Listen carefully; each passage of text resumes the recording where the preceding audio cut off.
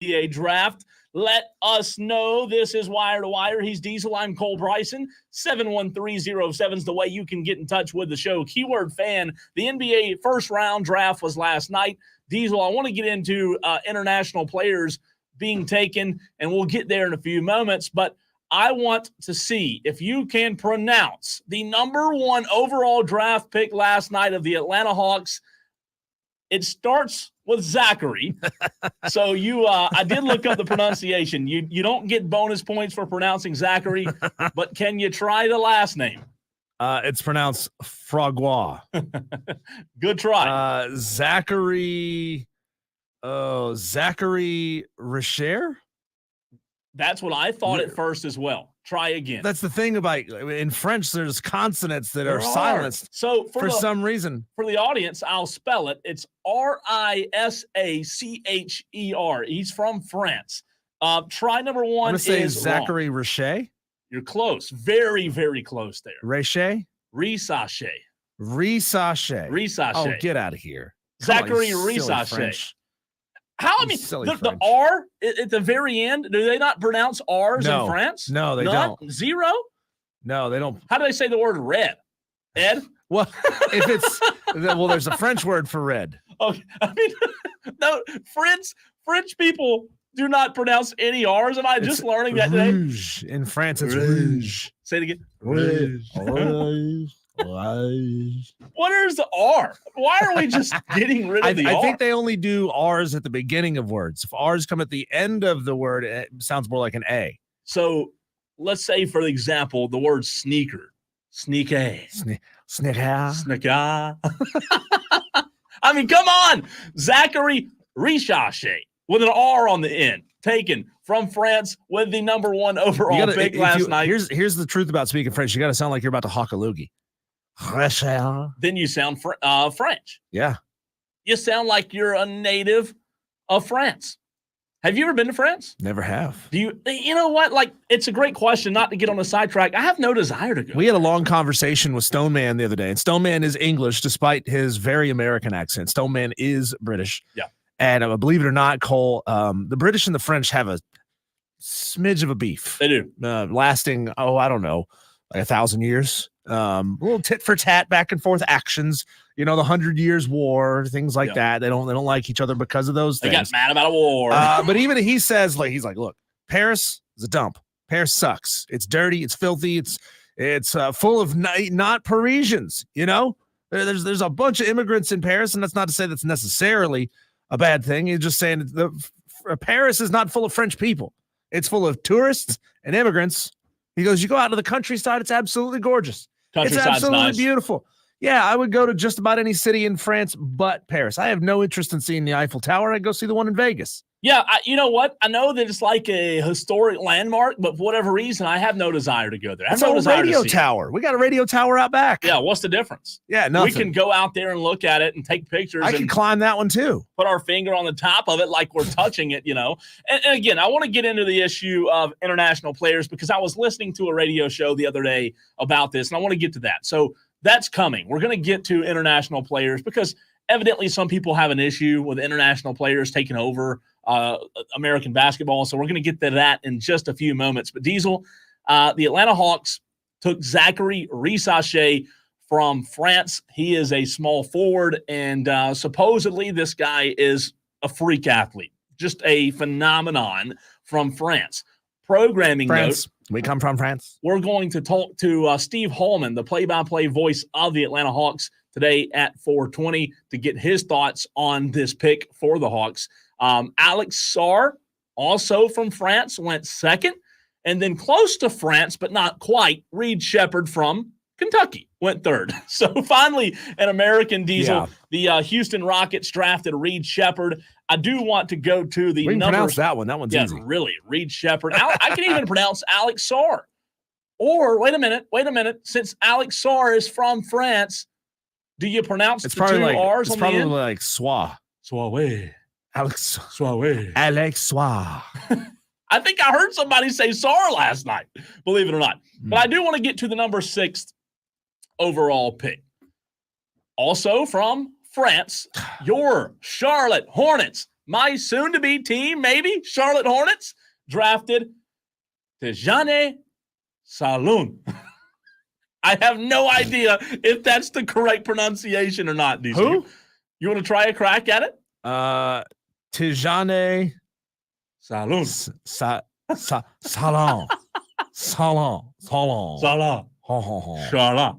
I have no idea, but we're going to go with Tijane Saloon. If we happen to have any French people listening to the show right now, we apologize. Yeah, really, they're pissed off, man. For just butchering your language, and at the same time making fun of you for having such a damn stupid language. Like, come on. I would go out on a limb, though, Diesel, and say, I don't think we have that big of a French audience. You never know. You never know. I guess you're right. So here is what the Charlotte Hornets, Cole's soon-to-be team, maybe when LeBron retires, we don't know. Maybe. We'll LeBron see. James. Diesel, they drafted a player from France. Mm-hmm. I did see from Hornets fans on X, on Twitter, I did see a mixed bag of results. I'll give you a pre-draft analysis on the Charlotte Hornets selection of Tijane Saloon. That was pretty good, wasn't it? Salon. All right. They say Salon's strengths. He's a physically gifted power forward whose length, frame, and versatility as a shot maker and defensive intensity stood out in his first professional opportunity in France. His weaknesses, Diesel? While he shows the ability to make shots on the move, he lacks much in the way of ball handling. His ball handling ability is not the best. He was a little inconsistent with his processing speed on both ends of the floor, as one might expect from a late blooming 18-year-old. So they say that Salon's best days are clearly ahead of him, as he finished last season better than he started off. He had a significant role last year. They say his combination of size, shooting, and competitiveness on the defensive end are intriguing, even if he's still just getting his feet wet at the highest levels. I think most Hornets fans are kind of like up in the air here. I saw some who were upset about it. Yeah. I saw some Diesel who said, you know what? We've watched some film. Maybe we'll give this guy a chance. Is it okay, though, when you look at a guy like the Charlotte Hornets drafted last night?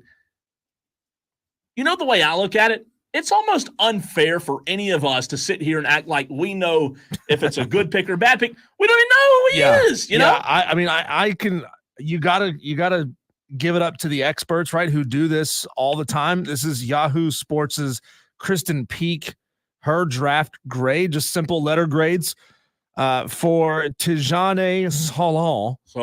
She gives him a B+ grade. Don't have any more information than that, a B+ grade. Right? But going down the list here, picks 1 through 4, that would be Zachary Richache, Alex Sarr, Reed Shepard, and Stephen Castle, an A grade. Ron Holland, who went 5th, she gave a B. Salon, 6 to the Hornets, a B+. See, I'm trying here. You did I'm good. trying. I liked it. Donovan Clingan to the Trailblazers, an A. Robert Dillingham to the Timberwolves, a B. And this one shocks me, Cole. Zach Edey, number 9 to Memphis, a D grade. That's not good. Is that because of his just maybe his inability to shoot outside, maybe on the perimeter? Something a lot about – I did read a little bit about her grade on Zach Edey, and a lot had to do with his inability to connect on pick-and-roll scenarios. Yeah. You know, when he sets the pick and he's got to roll off, and it's a short catch and release, she said he's not very accurate and in those scenarios, and that's what he's going to be asked to do a lot of in the NBA. Let me tell you this about Zach Edey. You and I watched a lot of him in the tournament, right? Center, good player in college. I know that he's not the sharpshooter from the perimeter. In fact, I would even say that he's not as good as a shooter as a guy like PJ Hall was. However, I'm giving Zach Edey a chance in the NBA. Diesel, at the end of the day, he's got the size. I think he has the intangibles. I think Zach Edey, in the right system, Ja Morant, if he can, put his weapons up and actually play, they may be able to create some chemistry. I don't hate the Zach Edey pick like a lot of people do. And you said she gave Memphis a what? She gave him a D grade for D taking him. grade. And he is the only first round grade that is not at least a B grade. Wow. That is terrible. And we're going to get to the texts that have come in. We've got several texts on the text line. But, Diesel, the pick that I just last night walked away thinking, oh, my word, was the 17th pick in the NBA draft from Tennessee. One of the players that you and I talked about when we started this show is just a absolute monster. How did Dalton Connect fall to 17 last night? How? Yeah. There's no way. And guess who got him? J.J. Redick. I mean, that's incredible to me. I love Dalton Connect. There's a lot of guys on this list. Even taking the foreign and international players off of this list, Cole, there's maybe only 2 guys whose names I know. And what does that say? That tells me that college basketball has done a horrible job of promoting stars in its game. That's something that we said coming out of the NCAA tournament. We don't know who any of these guys are. We can't connect to them or to their stories if we don't know who they are. That is a massive failure on the part of NCAA and the tournament not marketing its stars correctly. Dalton Connect, to me, is one of the top 10 players in last night's NBA draft. I mean that. What he did at Tennessee was phenomenal. He is an exceptional player. He ranked 4th at his position by ESPN overall at small forward in the draft. I am fascinated, Diesel, to see what J.J. Redick, who, by the way, in the draft room last night was already drawing up plays for Zach Edey, trying to figure out how to work him in. I know I might be wrong. I know I might be crazy. I'm sold on J.J. Redick, and now that he gets Dalton Connect, I absolutely love it. I do wonder, Cole, I'm looking at all these foreign players who came in, and some of them, just because they may have a foreign sounding name doesn't necessarily mean that they are a foreign player. But there's at least a handful, 5, 6, 7 guys in the first 30 picks who are foreign players. What that tells me is that American basketball players are simply underdeveloped. They're half-baked. They're premature. They're not ready to be going into the NBA. If this league says, it's a better idea? Let's go get a foreign player who doesn't speak the language, who there may be a barrier between him and his coaches and the other players on the team. That's better than going to get one of these guys who's underdeveloped out of Kansas or Kentucky or Duke or North Carolina or UConn. So that's where I wanted to go next. And I'm glad you segued there. Before we get there, though, I do want to get to a few texts. Rick White says Sacramento Kings got the steal of the draft. First round, Devin Carter from Providence. Best two-way guard in the draft. Very similar and comparable to Derek White. I'm sorry, I read Rick White in the second text and thought the text was from Rick White. The texter 483 says he's comparable to Derek White. Good text there, texter. I like that. Texter 615 says Kings Island has an Eiffel Tower. LOL. I like that as well.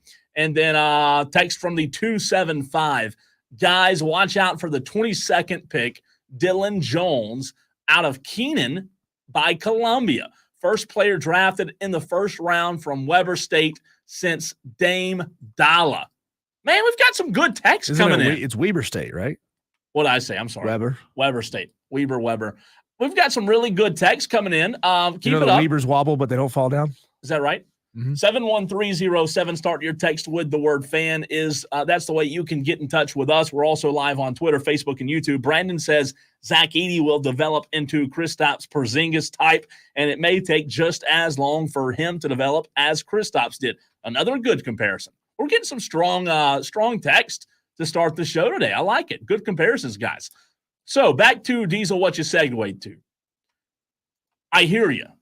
And I think I agree with the majority of what you said about Americans not developing basketball players like the internationals. Right. They're all interested in making it to the NBA as fast as they possibly can before they're actually ready. My question is to you, as well as our Tolos, that stands for Turn It On, Leave It On. Do you have issue with this? Because I was listening to a radio host the other night who had major issue. And this was a national radio host, by the way, who had major issue and almost felt like it was a jab at America, like an insult that we weren't developing these guys. I look at it as, this is awesome. I love international players. Am I wrong here? Am I thinking wrong? Well, it just depends on how jingoistic you are as an individual, right? Does it bother you? Does it bother you to see Kristaps Porzingis on the floor? Does it bother you to see Joker on the floor? Does it bother you to see Giannis on the floor? I mean, look, the NBA is still, no matter what anyone says, doesn't matter what leagues there are in other countries on this planet. And genuinely, I don't know. I assume other countries do have leagues of their own. Sure. I just don't know about them, right?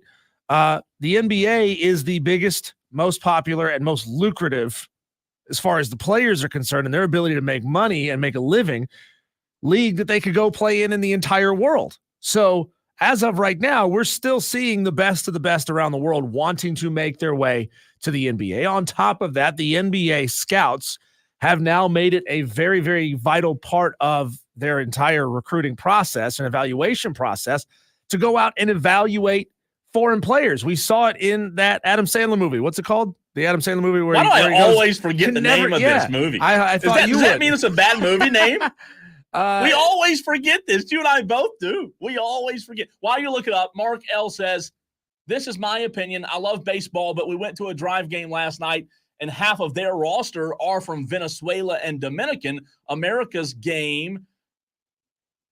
The text goes on. I'll try to find the rest of the movie text. Was called Hustle. Hustle. The movie was called Hustle. So that right there showed just how hard these coaches and these scouts work to go and get the foreign players. And there's a tremendous amount of pressure on them, right? To go get the best players they can possibly get.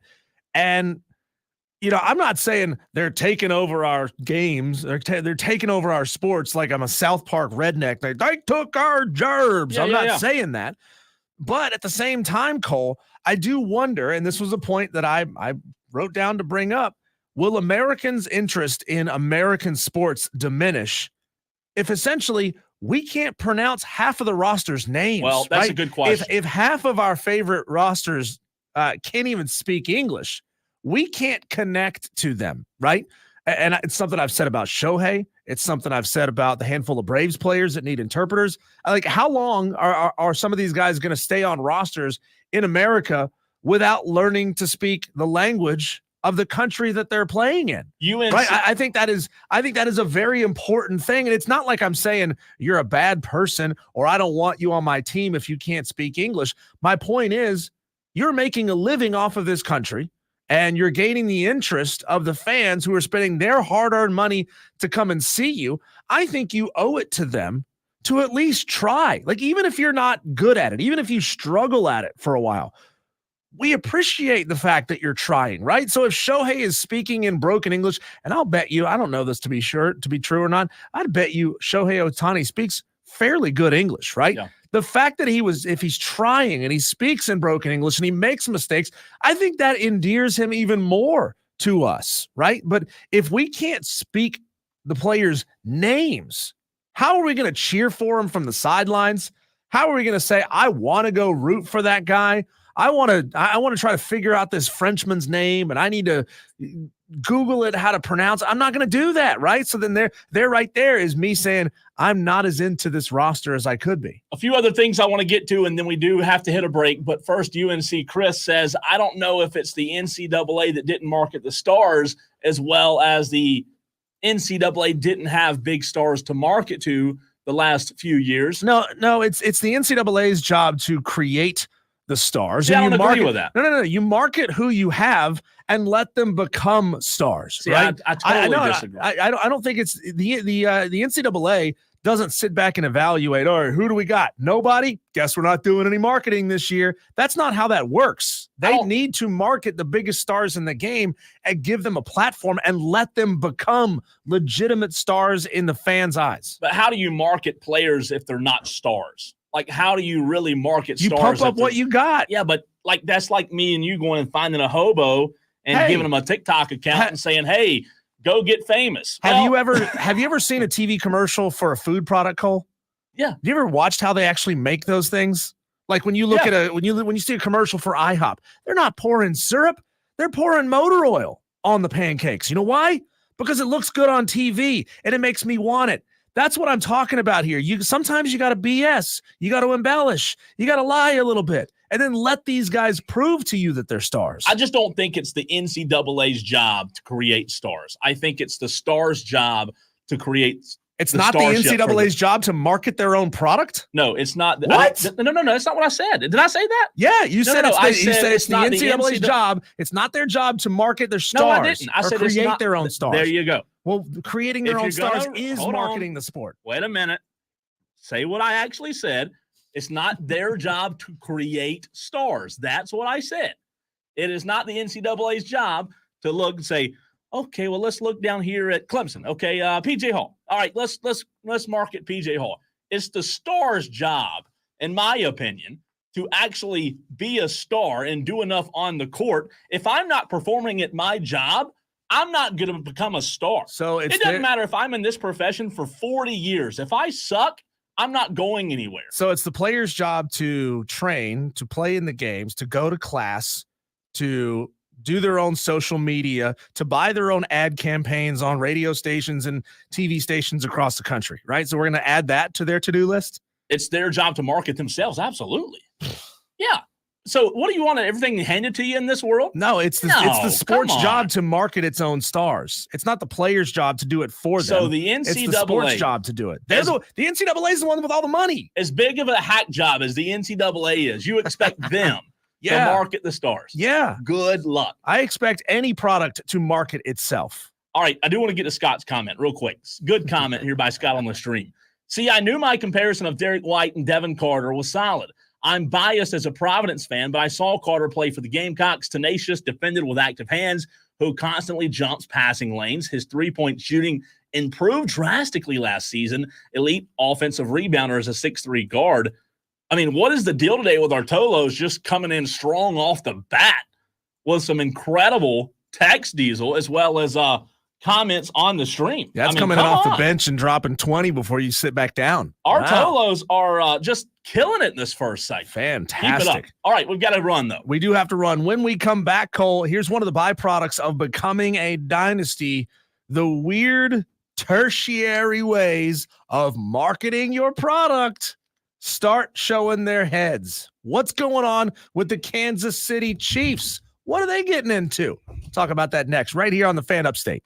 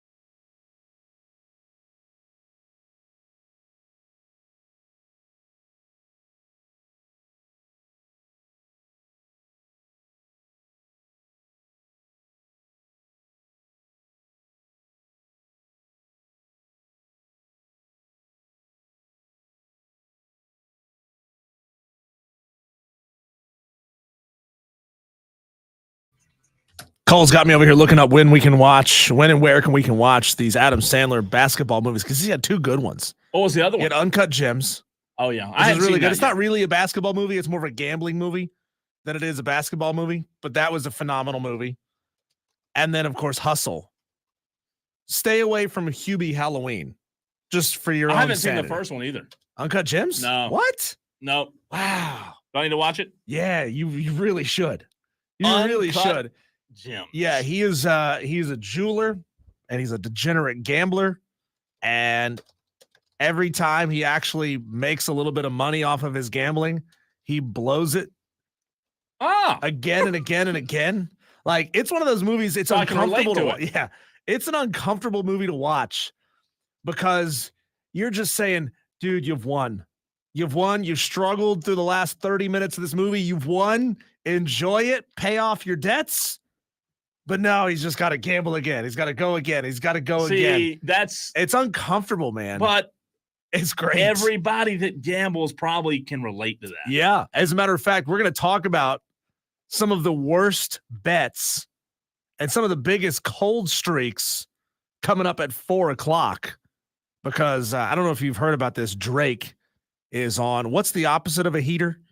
Like in gambling terminology, a cold streak? Yeah. An icer? Whatever. I don't like icer. I would say cold streak. Let me think of something better. So wait, I thought I might have read the run sheet wrong. He's not doing good. No, he's not. Oh, no, see, I thought when I skimmed over that, I thought that meant he was on a heater. No, he is not. Okay. No. But we'll get into that coming up at 4:00. Okay. But I want to ask you, Cole, and I want to ask you, Tolos, will you watch the new Chiefs movie? Kansas City Chiefs are going to be featured in a movie. And you're saying to yourself, that sounds great, right? Like a documentary, a 30 for 30. Nope. It's going to be a Hallmark movie. It's going to be a Hallmark movie. Yeah. It's going to be FYI, I have heard nothing about it. Yeah. Yeah. They're going to be featured in a Hallmark Channel film called Holiday Touchdown, a Chiefs love story. And it's not about Travis Kelce and Taylor Swift. See, if you were going to, honest to God, if you were Diesel, if you were going to sit here and tell me that there was a Hallmark movie about those two, I'd have probably just let you do the rest. That would have made me so sick. So what's it about? Okay, so I'll get into that here in just a second. But tell me if you've ever heard of any of their other Hallmark sports movies. There's several. There's one called The Perfect Catch. No. A Winning Team. Nope. Love on Ice. Nope. These are Hallmark movies, you said? Yeah, and they're also these are just their sports movies, okay? Love on the Slopes. Never heard of it. Love on the Sidelines. Never heard of it. Noticing a theme here. Fourth Down and Love. How about Chasing a Dream? I didn't even know Hallmark had sports movies. The Long Shot. Oh, God. Or A Snow-Capped Christmas. I just Googled Hallmark sports movies. I don't know anything about a snow-capped Christmas. But I imagine ice skating or something. And guess what? As you read those, I have zero desire to watch any of them. Well, yeah, because Hallmark movies suck. Any of them. Yeah, they suck. They're worse than Disney movies. Remember that crappy Disney Clemson movie they made a couple of years ago? Terrible. Awful. Terrible. Awful. But this one's called Holiday Touchdown, a Chiefs love story. I know Lonzo's going to watch it because he'll watch anything Chiefs, right? Probably. So production on the movie is going to begin in August. I'm sure it's going to wrap by September because, I mean, if you've ever watched any Hallmark movie, you realize they don't put a lot of effort into these things. The cast are Tyler Hines, Hunter King, and Ed Begley Jr. You may know the name Ed Begley Jr. You may not. If you saw his face, you'd be like, oh, okay, I know that guy. Okay. He's the biggest star. The biggest star in the movie is a guy who you can't picture. Okay. So Lisa Hamilton Daly, Executive Vice President of Programming for Hallmark, said, quote, with Hallmark and the Kansas City Chiefs, both homegrown, rooted in values, tradition, and community, there is a special alchemy between these two iconic organizations. Yeah, because there's the Chiefs and Hallmark have so much in common. By blending the warmth of Hallmark storytelling with the excitement of professional football, See, I'm trying to You're trying to build make it better. Yeah, I'm trying to build my reel But for guess what? For a voice It's actor. not helping me. We are thrilled to give audiences a front row seat to this community's spirit, rich traditions, and passionate fans that define Kansas City, all wrapped up in the comforting and uplifting Hallmark way. By rich spirit and traditions, are they talking about the history of mafia activity in Kansas City?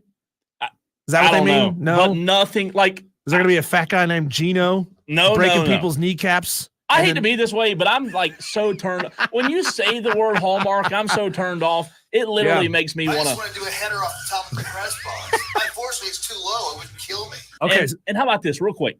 Scott says, "I'd rather get shot again than sit down and watch that movie." And I'm like, wait a minute. Wait, Scott, where did you get shot? I have questions. Tell us more. What? Shot again? Like, Scott, you probably could have left that word out. Did you shoot yourself? Did somebody shoot you? God. Okay, so that's just the marketing jargon, okay? Talking about the bringing together of Hallmark and the Kansas City Chiefs. Okay. In Holiday Touchdown, A Chiefs Love Story, Alana wants to enter her family into a contest that crowns the biggest fan of the year. Derek serves as the Chiefs' director of fan engagement and is saddled with judging all three families to see which one is the biggest group of Chiefs fans.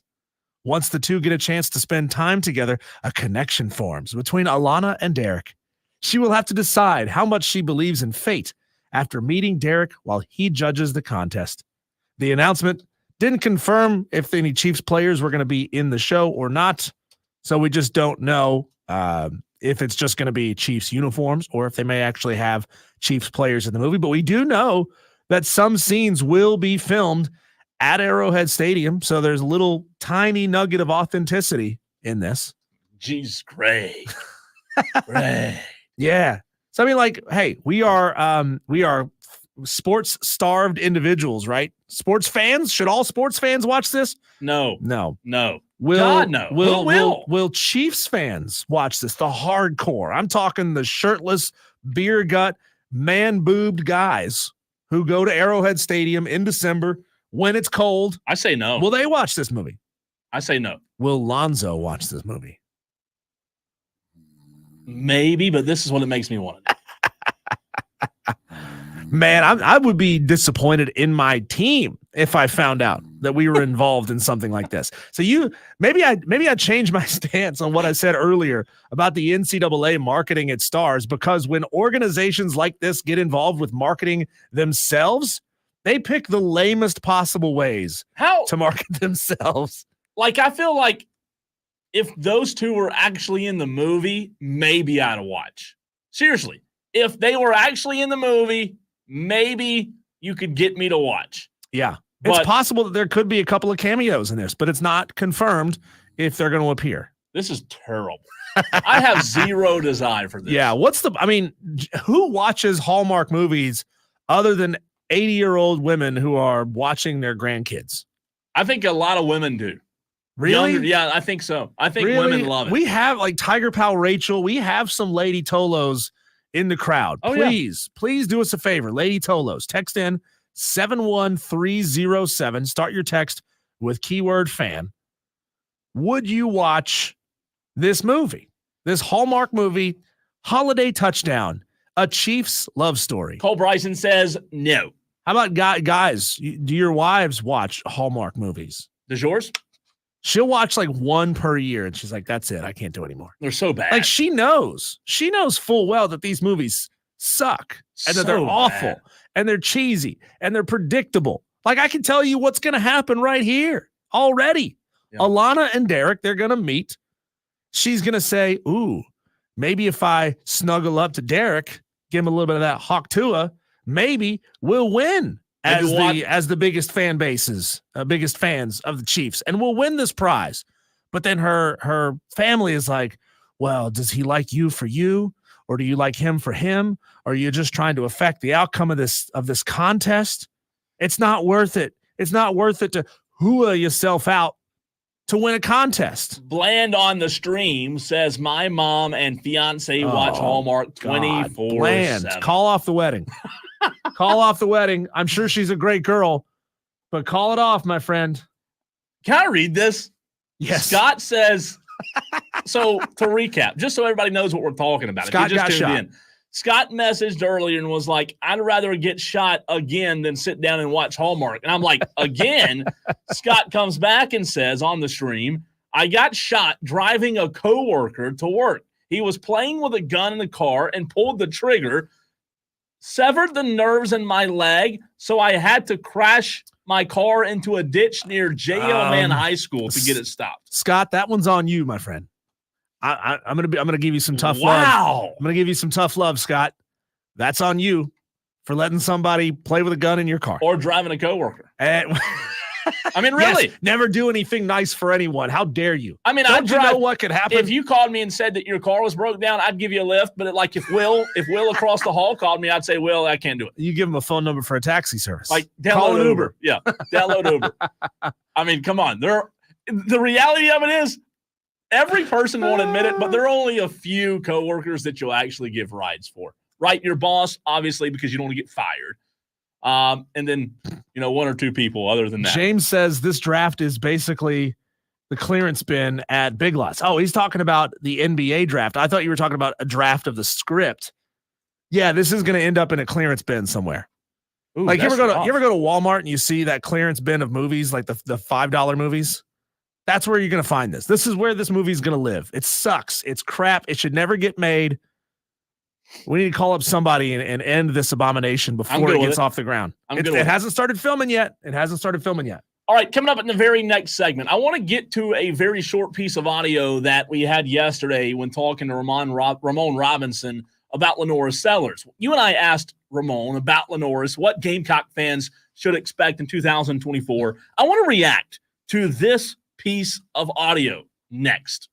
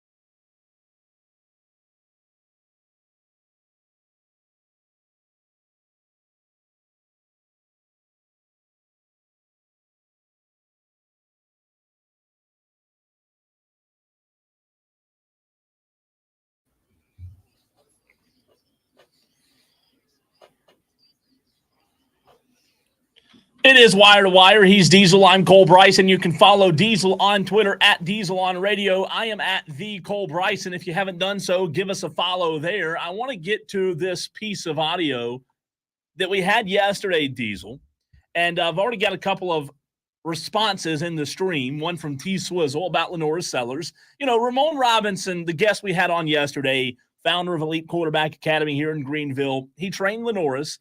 And from someone's perspective who trained Lenora Sellers, I wanted to hear what he thought Gamecock fans should expect. If you missed the answer, it's about a minute and a half long, if you will. Here is what Ramon says you can expect from Lenoris, and then Diesel and I will tell you if we agree or disagree. Ramon, can you give South Carolina Gamecock fans a little bit of a behind the scenes of what you've seen from Lenoris? Obviously, having trained him, you've been around him a lot more than the common person. What have you seen from him, and what do you think South Carolina Gamecock fans should expect in 2024? The thing I've seen from him, the one is I've seen growth every year. I've seen consistency. I've seen determination, and that's what I've seen from him since he started training with me, from being recommended by one of my college teammates to come and train with me. I got the next Ramon Robinson. That's how he came to me. He said, this guy can throw the ball already 50-something yards in like the sixth grade. I think he started with me in the sixth grade. I think it was sixth or seventh grade. And that's what it's been. And it's just been that his development and growth, and he's still growing, not just growing mentally. He's still growing physically. The boy done grew like 2 inches since he's been at the University of South Carolina. And it's just that he's a guy that's full of growth and I'm going to say experience as well, because he knows what it takes right now. He knows the position that he's in. It's not going to his head. He's taking one day at a time. He's still doing the things that he did prior to him getting any type of offers. He's still grinding away, doing his tune-up sessions outside the season. Like right now, this is the off season. He's doing the things that he needs to do and to be prepared to take over as QB1. And the things that people looking forward to seeing is being Lenora Sellers. And Lenora Sellers go be in Lenora Sellers, they have no issues. I just said it the other day. Lenora just has to be him. He don't have to be nobody else. He go be Lenora Sellers, and everything else will take place. So much to take away from that, right? I think it was a really good answer by Ramon Diesel. But I guess when I hear that answer, and I hear more and more people give a lot of respect to Lenoris, who know him, what's the ceiling for this guy? Like, could he be – I'm not trying to overhype South Carolina Gamecock fans or you know, to start just getting South Carolina Gamecock fans hyped up, but could this guy end up being a lot better than what we're even giving him credit for? You know, given what Ramon says there, and it's easy to get drawn in by what he had to say, because he spoke with a lot of confidence about Lenoris and about the kind of person that he is, and not only just with that answer, but with the whole interview, which, by the way, I would suggest you go back and find it on the podcast from yesterday, because we did mention Lenora Sellers multiple times throughout that interview. But he talks about Lenora Sellers just being a quality individual, a quality young man, a focused individual. So I think if you're a South Carolina Gamecock fan, sure, you're going into the season with essentially an unknown at quarterback. But from somebody who has worked directly with him over the last couple of seasons, to have somebody speak with that much confidence about him has got to make you feel good going into the 2024 season, right? I mean, you're going into it with confidence.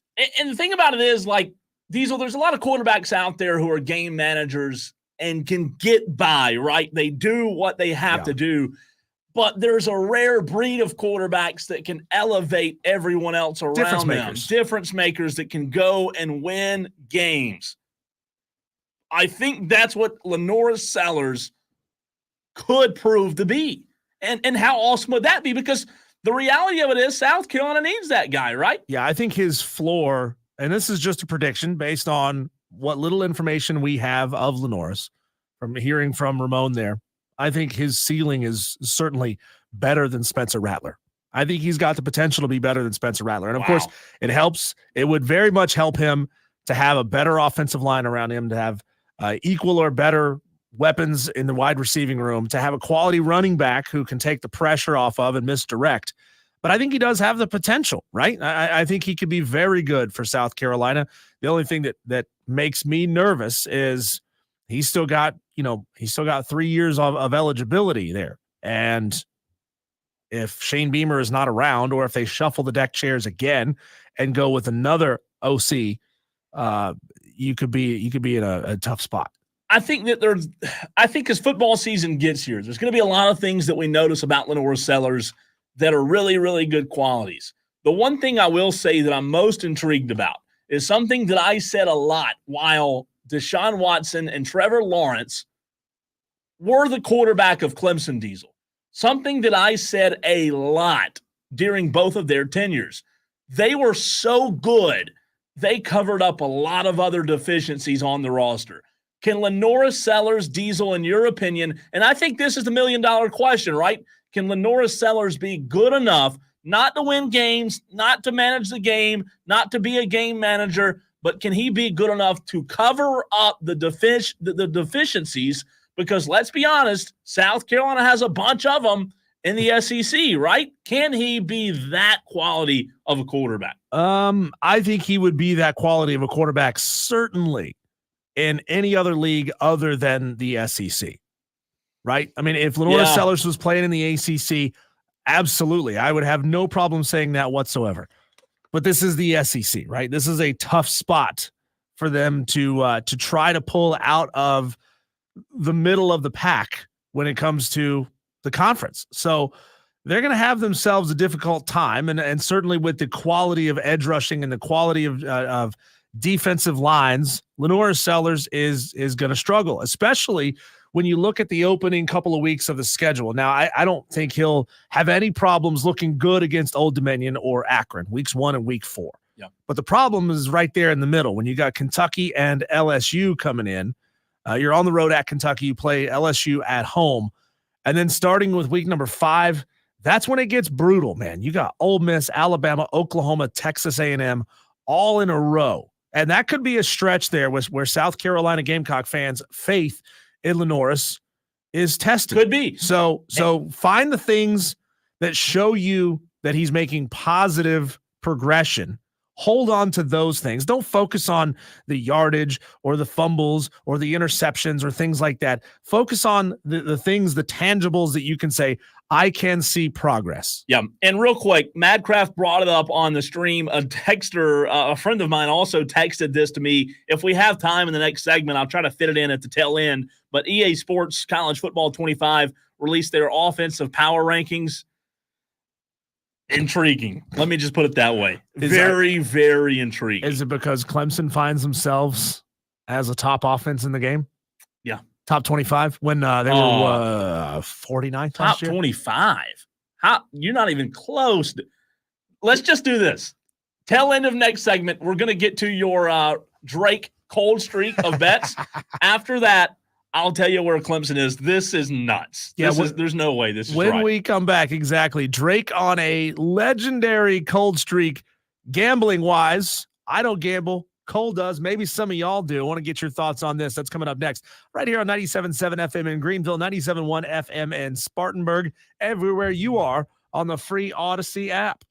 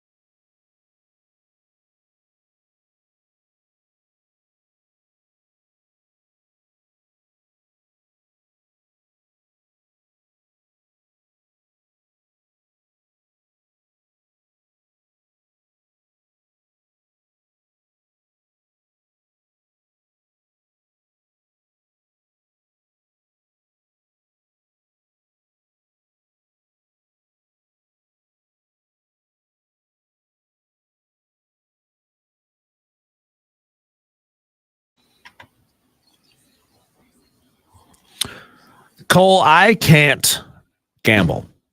Not that I don't think that I would have fun at it. Sports gambling. I love going to a casino and playing a little blackjack. Yeah. But sports betting, I couldn't do it because I have an addictive personality when it comes to hobbies. Like, I want to dig into it. I do too. I want to spend all my time researching it, trying to figure out how to get good at it.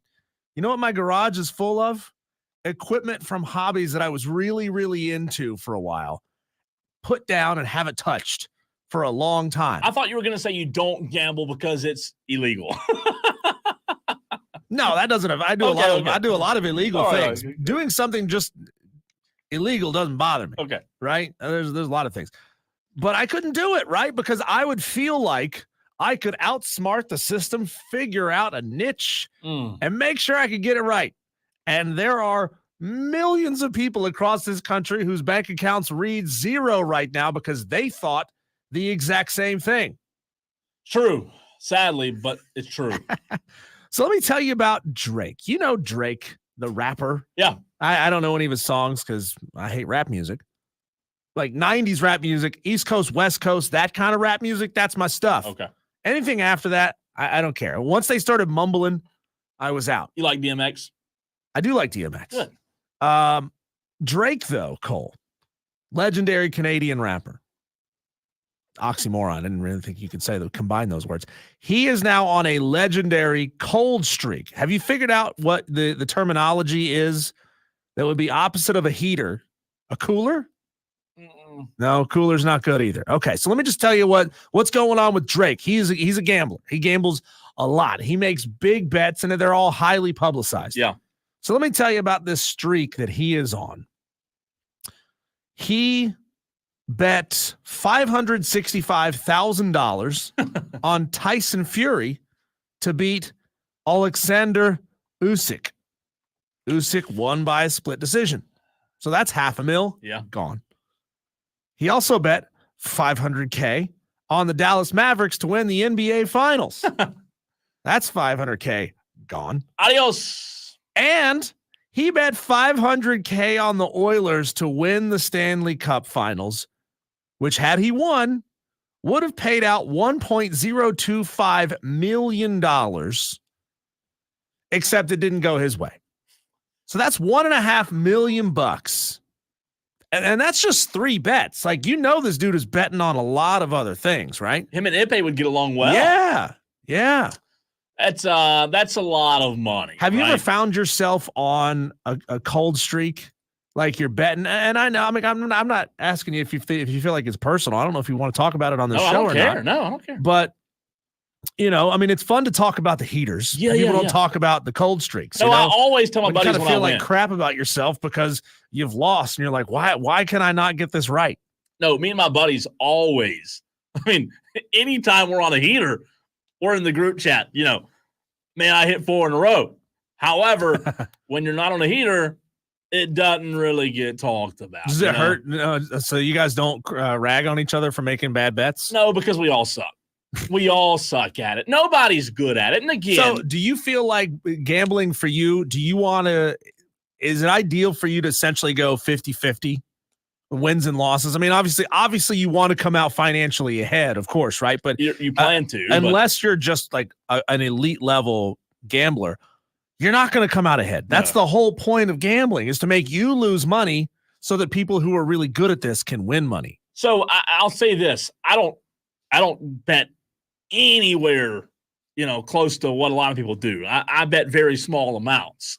However, the reason I do it, like there's a reason people gamble. Well, there's a reason people do everything, right? Yeah. The reason that I do it is because, for example, if there's a game on tonight, let's pretend it's a basketball game or a hockey game. Let's say a Subway Series. Yeah. The Mets. That's Yankees. fine too. If I'm not going to gamble on it, if I don't have a stake in it or any cheese on it, I'm not going to watch it. And I do this a lot at my buddy's house. We'll watch games on the weekends. If I don't have anything invested, I don't care about watching. I'd rather do something else. So it gives you a reason to watch games you otherwise would not watch. It gives me a reason to not only watch them, but like hang on to every single play, which is a fantastic thrill. I mean, again, I'm not encouraging it. Does it change your ability? And we've had we've talked sports gambling on this show a couple times in the past. Oh, yeah. And we've read about sports gambling and what it's doing to American sports and what it's doing to American sports fans. Do you feel like it changes your ability to be interested in a game that you don't have money on? Has it changed the way you consume sports? 100%. For the better or for the worse?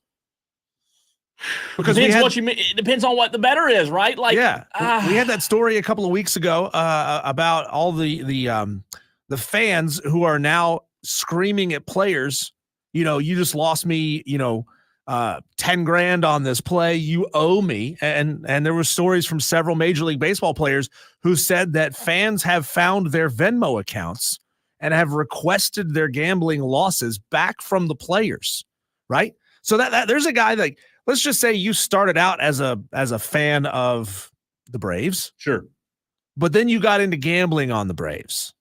And then now you're angry at the Braves and you're angry at Braves players for not winning you your bets. It does happen. It does. If it was me, I could only gamble on teams that were not my favorite teams. I would say never.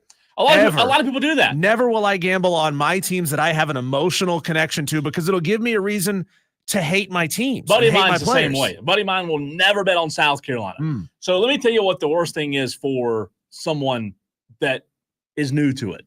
The worst thing that happens is what happened to me on September the 4th, 2022. I'm looking at it because I have it pulled up.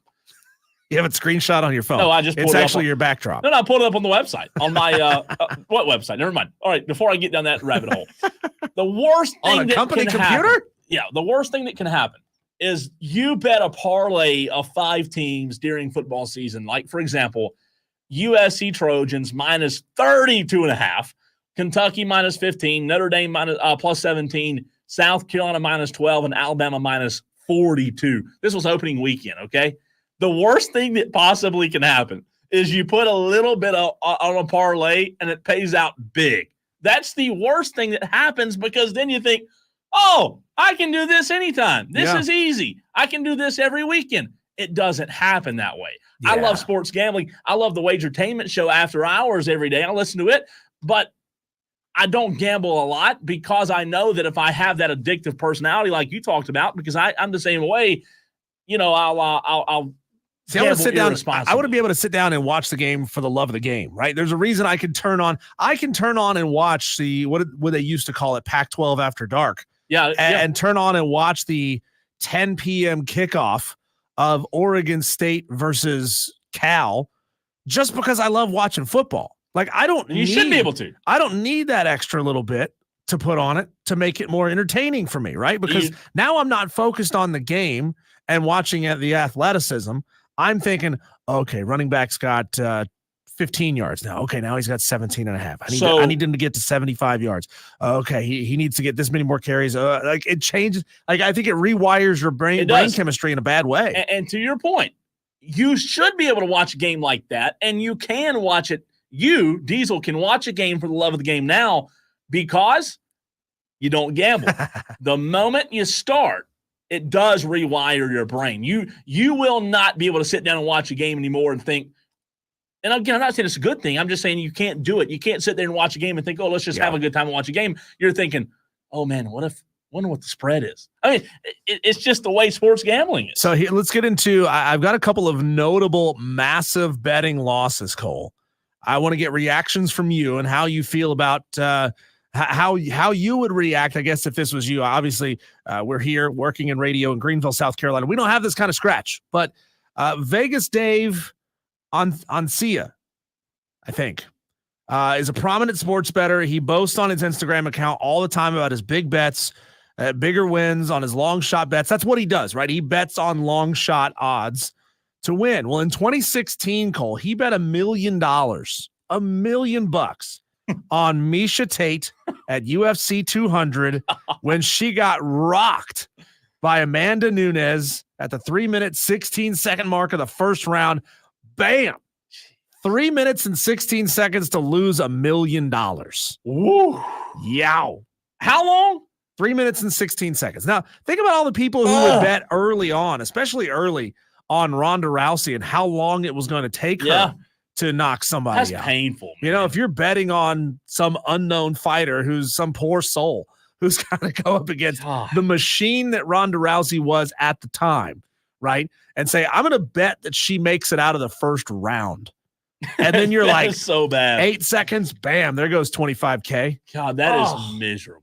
Absolutely brutal. You would think that would do it. Like, you'd think that'd be the end. Here's another famous gambler, Michael Jordan. Never heard of him. We all know about Michael Jordan. In his book, Michael and Me, Our Gambling Addiction, My Cry for Help, his gambling buddy, Richard Esquinas, described an incident where Jordan lost $1.2 million to a businessman after a 10-day golf and betting binge. He managed to recoup some of that $1.2 million and negotiate what he owed down to $300,000. But he racked up $1.2 million in debt in 10 days.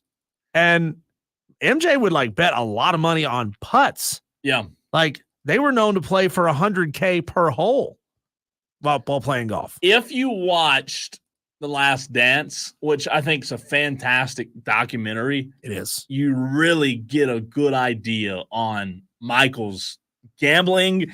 A lot of people talk about his dad's death being related to that, and God, I hope it's not true, but a lot of people tell you it is true, right? It's terribly sad, but man, you talk about a degenerate gambler. Do you think if this was 2024, a guy like Michael Jordan would have gone and sought professional help for his gambling addiction, or just it's just who he was? Who he was. Okay. Here's an interesting one, Cole. You talked about parlays, so this one may hit close to you. There was a guy named Stephen Richards. He was a roofing contractor from England, just roofing contractor, and I don't even want to try to understand British money, so I converted all this to dollars. In 2013, he was enjoying a run on what was called an accumulator bet. He started with $13 and he predicted the winners correctly for 12 consecutive rugby matches. Brought his total winnings up to just shy of $53,000. So he started with $13, ended with $52,000. He decided to go for it one more time. Like this was that show. What's the show called where you could bank? Was the trivia game on TV, the television trivia game. Not Biggest Loser. Why am I? Somebody help me out. Tolos, help us out. I know what you're talking about. I can see it in my face. I can see the host. Anyway, he was on this heater. He was up to 53 grand, and then he said, "You know what? Let me go one more time. Let me go one more. That's where it gets you. I got this." He bet $30,000 on Wales to beat Australia. Had they won, he would have earned another $65,000 from his gambling, but he lost. That is a little bit much. It says here, the way they characterize it, his winnings from the week before had barely touched his account before it was all gone. The weakest link. Thank you. Thanks, William. Thank you, William. I could hear that weakest link. I didn't know that was the name of the show. Yeah. I didn't know that was the name of the show. You are the weakest link. Goodbye. Yeah, I remember that part. Yeah.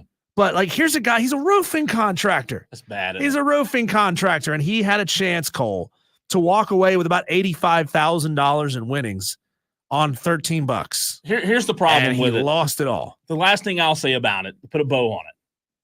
It's terrible in general, gambling, because not everyone can gamble responsibly. Like in my opinion, there's a small percentage, Diesel, of gamblers who actually gamble responsibly. Going to a casino up 85 is not gambling responsibly, right? Nothing about that is gambling responsibly. So there's a very small percentage that does gamble responsibly. So because of that, I'll tell you, in my opinion, I think it's bad overall. Go to the text line at 71307. If you want to reach out, do that. 71307. Start your text with keyword fan.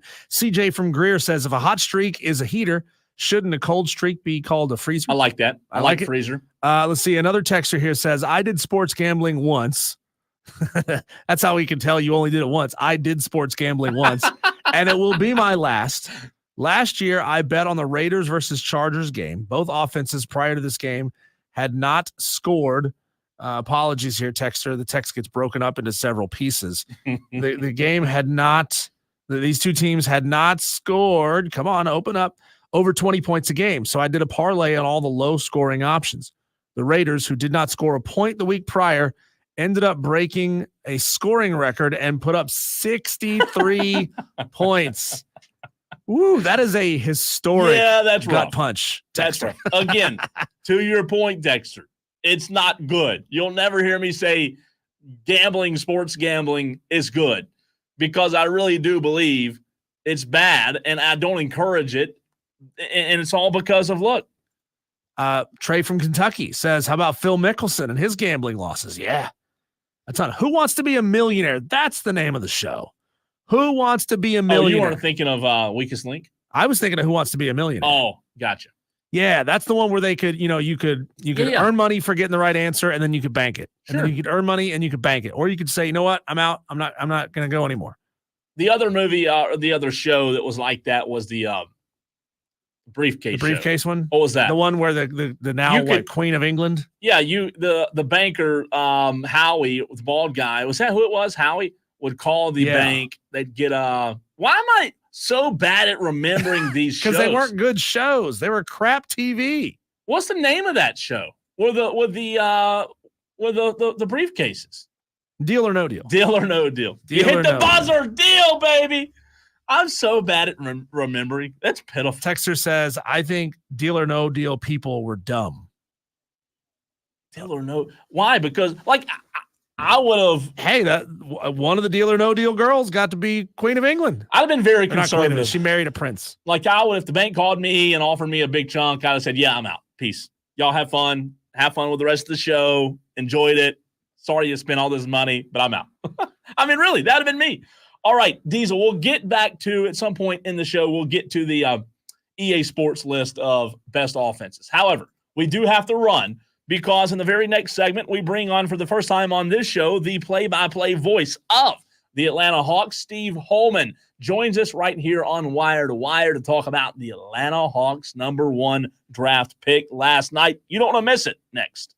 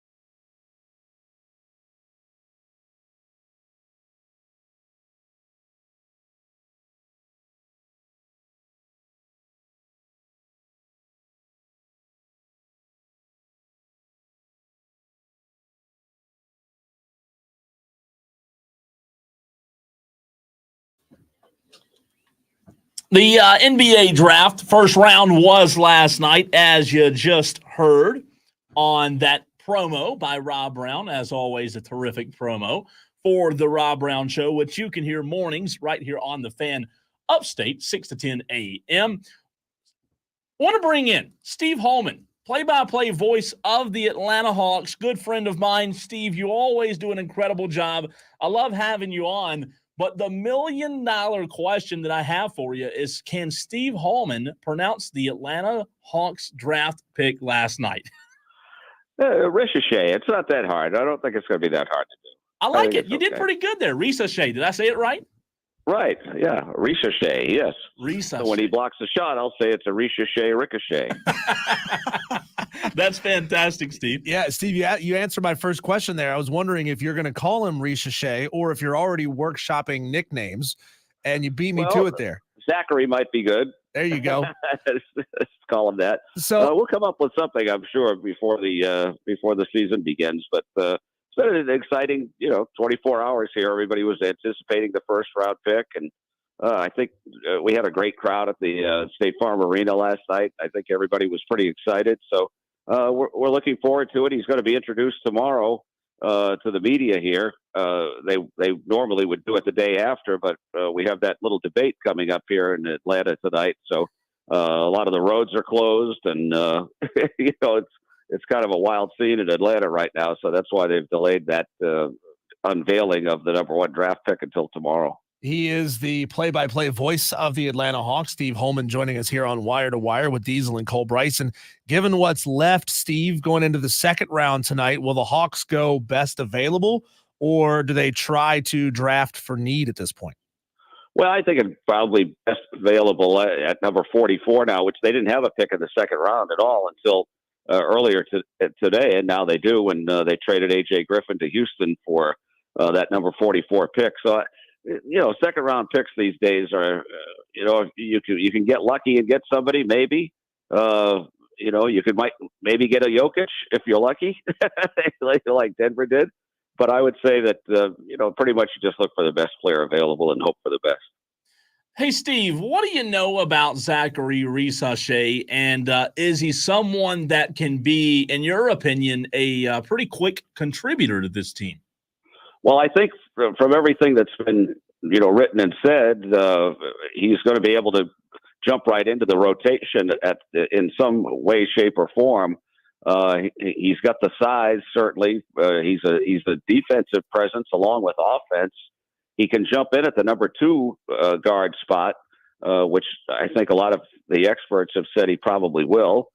He can shoot threes like crazy, but he also has a great length, the wingspan, the defense, which is something that the Hawks have needed the last couple of years. They're one of the weaker teams on defense last season, and I know Quinn Snyder wants to certainly improve that this year. So I think that he'll be available in several different positions throughout the year, but I think he's going to jump right in. He's only 19, as you guys know. He's also, one of the things they said they're going to throw him right in their weight room to get him working on that. He'll be in the summer league, I assume, next month in Vegas, so he'll get a chance to, see some work there. So I think he's going to jump right in. To make a long story short, I think he will play certainly right away because he's got the talent, and being only 19 years old, it's not going to take too much to get him acclimated to it. And here we go. I mean, we've got Jalen Johnson who came in here at 19. And he's kind of blossoming into a star right now. So there's a lot to build around here, and I think that people are excited that he's here. Steve, leading up to this selection of Zachary Ricochet, a lot has been made about DeAndre Hunter and his future there in Atlanta. I assume it's because there's just a lot of similarities in their size, their body type, their game, possibly turning DeAndre Hunter, who is a 15-point a night, 4 rebound per game kind of guy, into more of a role player. Do you see it that way? And is DeAndre Hunter suited to that role? Well, I don't think he would be a role player. He's number 4 pick in the draft, and I think that they will utilize him in that category. But who knows what's going to be happening between now and the start of the season, it's going to be a lot of things will be happening and a lot of moving pieces. You've got the free agency thing starts on July 1st. So who knows what's going to be happening, but we don't know exactly what the whole thing's going to look like when we tip it off in October. I think October 23rd is going to be opening night. October 22nd, maybe for the big TNT games, but there's going to be a lot happening between now and then.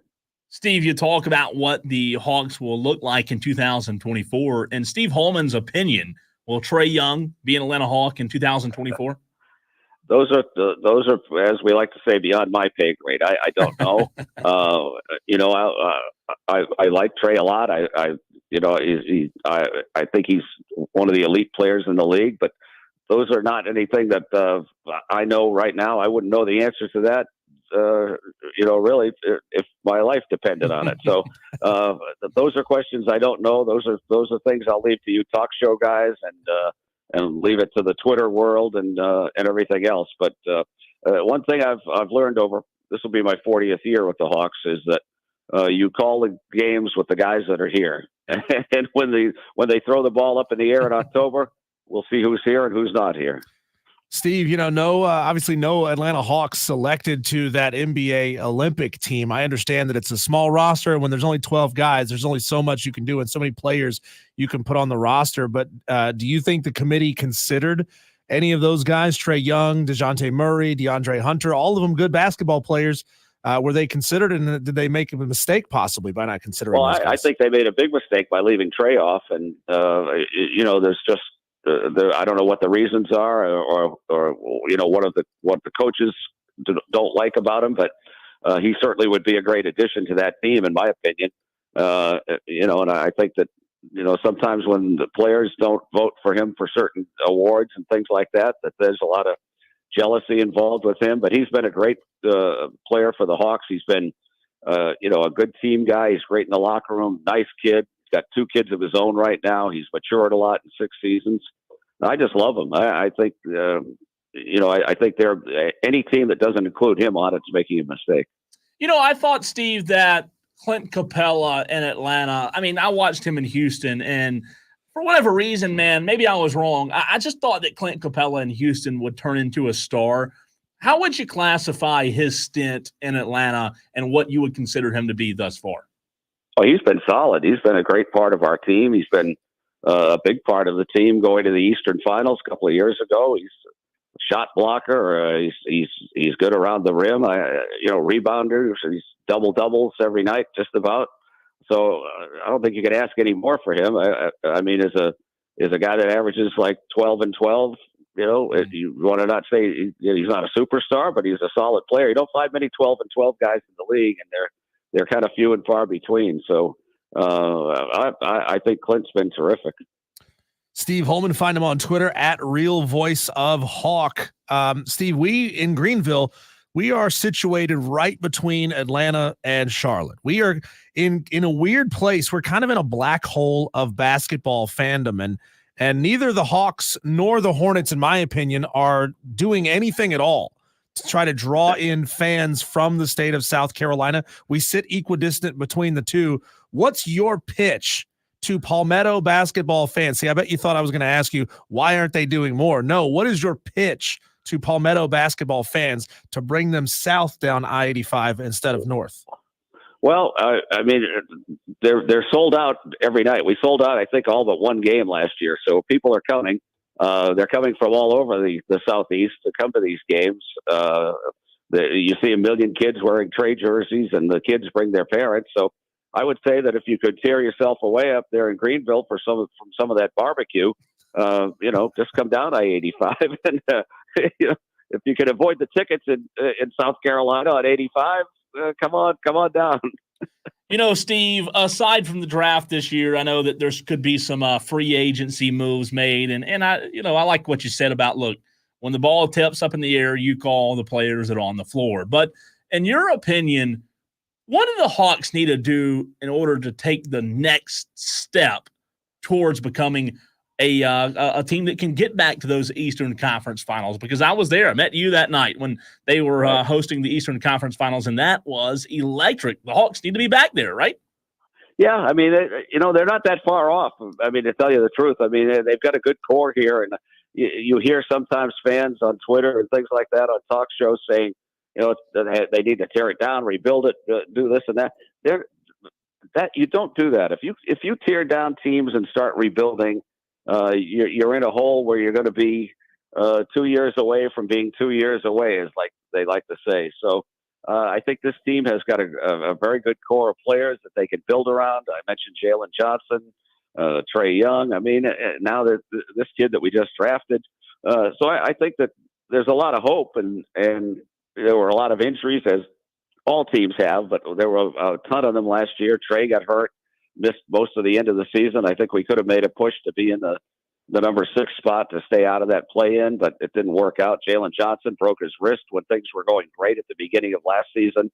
I think we were off to like a 7-3 start, and in Washington, he got pushed into the back support, broke his wrist. He was out for a while with that. Then he had a severely sprained ankle. It was out a couple of weeks with that. Then he came back for a while, got hurt again. So the trick to it for everybody is just keep it healthy and keep it going for everybody. And I think this team, like I say, not that far off as far as the free agency.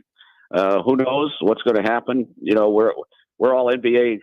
I'm an NBA employee, a Hawks employee, so we're not really allowed to say names or speculate on any names or what could happen in the free agent thing that starts July 1st. So, we'll let it all play out and see what happens. Steve, what were your thoughts on a guy that you saw a good bit playing in the East in Philadelphia on J.J. Redick being hired as the head coach of the Lakers?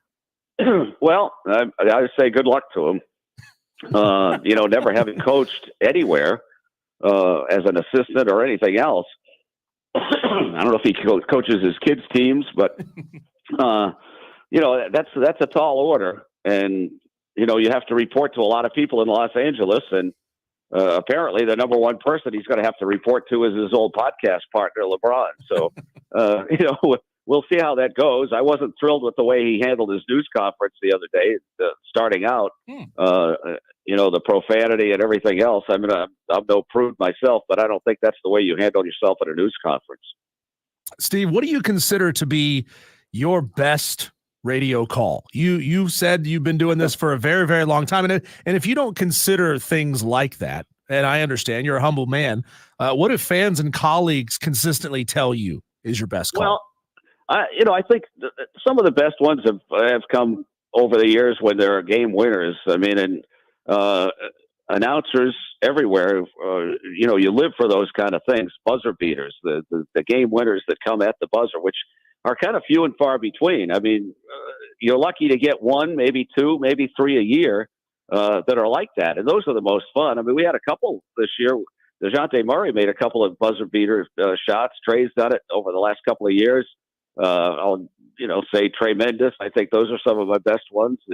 You go all the way back to 1988, the famous series against the Celtics with Larry Bird and Dominique, and those were the game 5 to me was the one I enjoyed the most. That was game 5 we won in Boston to have a chance to win in game 6, and then it went to that famous game 7 that's always on Classic and everything else. But Dominique becoming the all-time Hawks leading scorer, I thought was one of my favorite things to be able to call. Milestones like Lenny Wilkins when he broke Red Auerbach's record.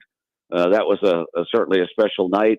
We all lit cigars and did that as a salute to Red Auerbach. So there have been so many things. The 2008 team, when after 9 seasons we went back into the playoffs for the first time. That was the young group, and it was the Zaza Pachulia. Nothing is easy, and he went nose to nose with Kevin Garnett. The Celtics went on to win the championship that year, and here we were, the number 8 seed, and took them all the way to that 7th and final game in Boston. So those are some of the ones, but really it's hard to nail down 1 or 2 calls that you could say over the course of I'll be 3,000 consecutive games opening night. Wow. Congratulations, man. That's regular season and playoffs only. I don't count preseason, but there are a lot of good things that have happened over those times, and I just look forward to every night, and I'm just very thankful, and I feel like I've had a God-given talent to be able to do this and do it as long as I have, and God willing, I'll do it for a long time longer than this. Going into my 40th year. Steve, before we let you go, by the way, that fantastic answer. That gives me goosebumps hearing you say that. But before we let you go, if there's somebody out there who's young and maybe getting into not just broadcasting, but a profession that they want to get to the top in, you being someone that's made it to the absolute very top of the profession, what advice would you give someone? Well, the old saying is if you do something you like, it's not like you're working a day. And I really feel that way about what I've done. And I started, way back when I was 17 years old and worked for Kurt Gowdy up in Massachusetts in my hometown. And, I've been blessed to be able to do this for as long as I have and lucky enough to do it the way I've been able to do it with the Hawks for so many years. But just find something that you like and try to be, consistent, be good at. That's whether you're in broadcasting, other kind of sports, radio jobs, whatever you do, just try to be the best at it every night and don't look back. Steve, fantastic stuff. Listen, I appreciate you taking time to hop on with us. I consider you a great, great friend. Honored to know you, and let's do it again soon, buddy. Well, thank you, guys. Anytime that you all need me, just let me know. You're the man. You are the man, Steve. That is Steve Holman, the play-by-play voice of the Atlanta Hawks. Diesel doesn't get much better than that. No. I love his answer to your question, man. The next to last one about the now I'm drawing a blank. What was the question you just asked him before I asked him about the his best call? Best call. That hearing him say some of those names.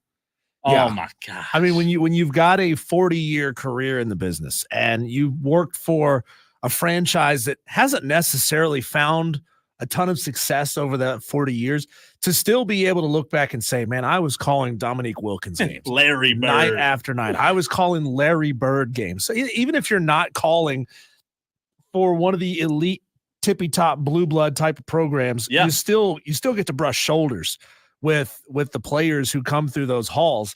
And that's fascinating. And man, I'm sure come hell or high water, he will be in that booth on opening night so that he can officially be a Mr. 3000. That's insane. Can you think of that? Being a Mr. 3000 at anything, wow, is just incredible. 3,000 games consecutive. That's awesome, man. Thanks to Steve. Yeah, thanks to Steve for having him on the show. When we come back, Cole, let's take a look around the sports world, see what else is happening. We can't spend 15 minutes on everything. We call them our daily wires, the buzz around the sports world. Coming up next, right here on the Fan Upstate.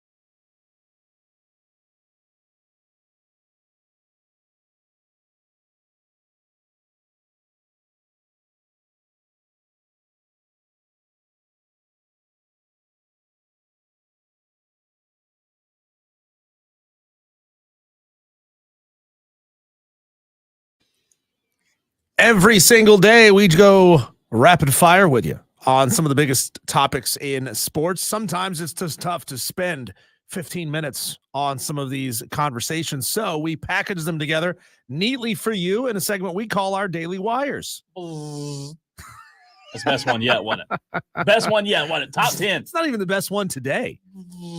Sounds more like a lightsaber. Sounds like you're trying to squeeze one out. It's like a cheek sneak. You know what I'm saying? I'm doing the French buzz.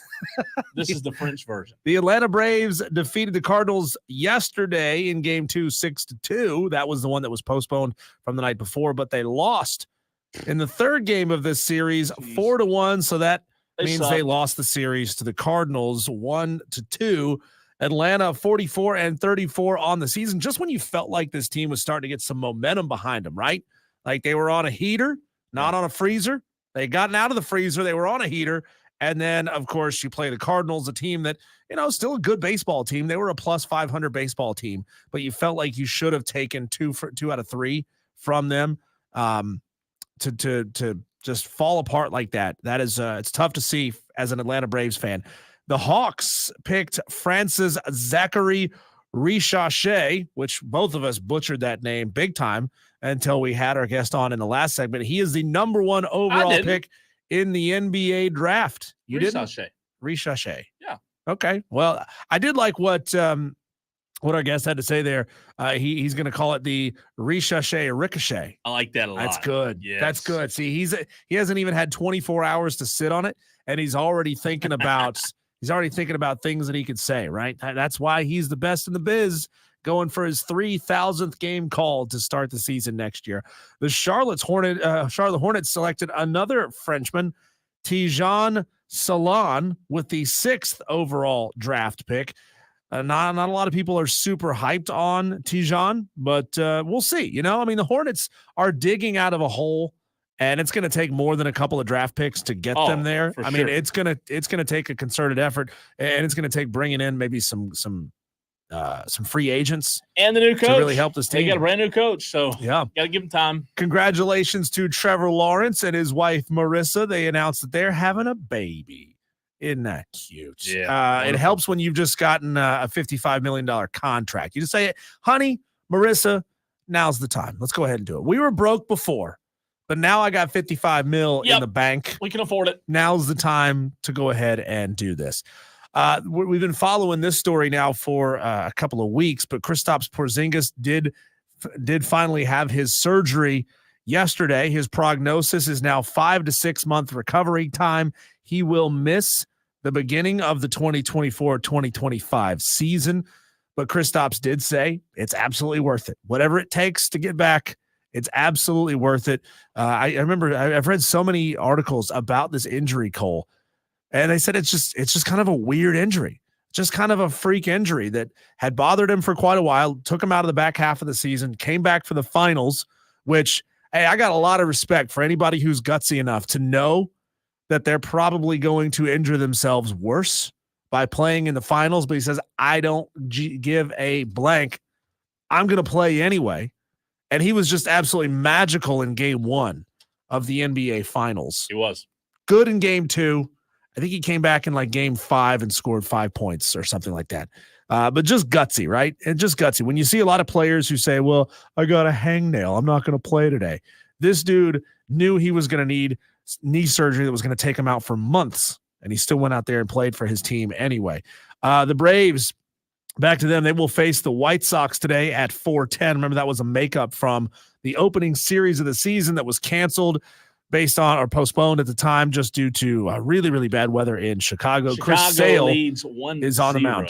Okay, there you go. And about to score again. Already a runner in scoring position. Oh, man, how about that? Come on, Braves. How about that? Bottom of the third. Chris Sale's already at 30-something pitches. That's not good. Oh, that's not good. And to the NHL, Edmonton Oilers announced that their GM, Ken Holland, who has been with the team since 2019, will not have his contract renewed. CEO Jeff Jackson said the decision was mutual. We need somebody who is more of an expert on the NHL and the goings-on in Edmonton to give us a reason, like what's going on with these two. No, we don't. No? You don't even want to dig into it. No, the hockey. I mean, he took his. It's like this has echoes of the Texas A&M coach that left his team right after getting them to the College World Series and losing. A GM gets you to the NHL Finals and leaves. I know, it's weird. And it being a mutual decision, that tells me that all was not well in the big offices there in Edmonton. So there you go. Those are your daily wires. I like it. I like it a lot. The Atlanta Braves, Diesel, still have Chris Sale as he's up near 40. That was his 40th pitch just now. It's the bottom of the third. So as you said a minute ago, this is the makeup game, but the Braves do have a weekend against the Pirates. The probable pitchers were announced for the Atlanta Braves rotation. It should be Charlie Morton tomorrow versus Perez for the Pirates. Saturday should be Max Fried versus Paul Skeens. That Livy Dunn, right? Should be fun. Yeah, we'll see. Let's look at some of these text messages that are coming in. First, we'll go. Hold on 1 second. Let me finish this. Okay. Sunday is Schwellenbach versus Falter. So that is your 3-day rotation probables for the Braves this weekend. Madcraft has messaged in on the stream. He says, hey, I think Edmonton girl, get it right, Oilers Kate, got a photo shoot deal with Playboy. Right on. She should have. He says, no joke. I guess good for her. She seemed like kind of a rough and tumble kind of lady. Yeah. If you have seen her video where she was saying, hey, you can go save kittens from a river. People are still going to hate on you. So go bleep yourselves. She seems just like the kind of girl who would do Playboy. I'm proud of her. I mean, I guess like if there's money in it and it gets her out of doing her job, which was working in an oil field, go do it. No more oil field. Right on. Let's see here on the text line, 71307. Start your text with keyword fan. Texter says, damn, y'all have some really good guests on the show. Shout out to Cole Bryson. He booked that one. Texter here says, I teach stats. I always talk about the gambling hot streak and going one more time. Law of large numbers always catch up to you. It's true. Very good point there. Very good point. A good way of looking at it is never gamble what you aren't willing to lose. Or just never gamble. Or just don't gamble.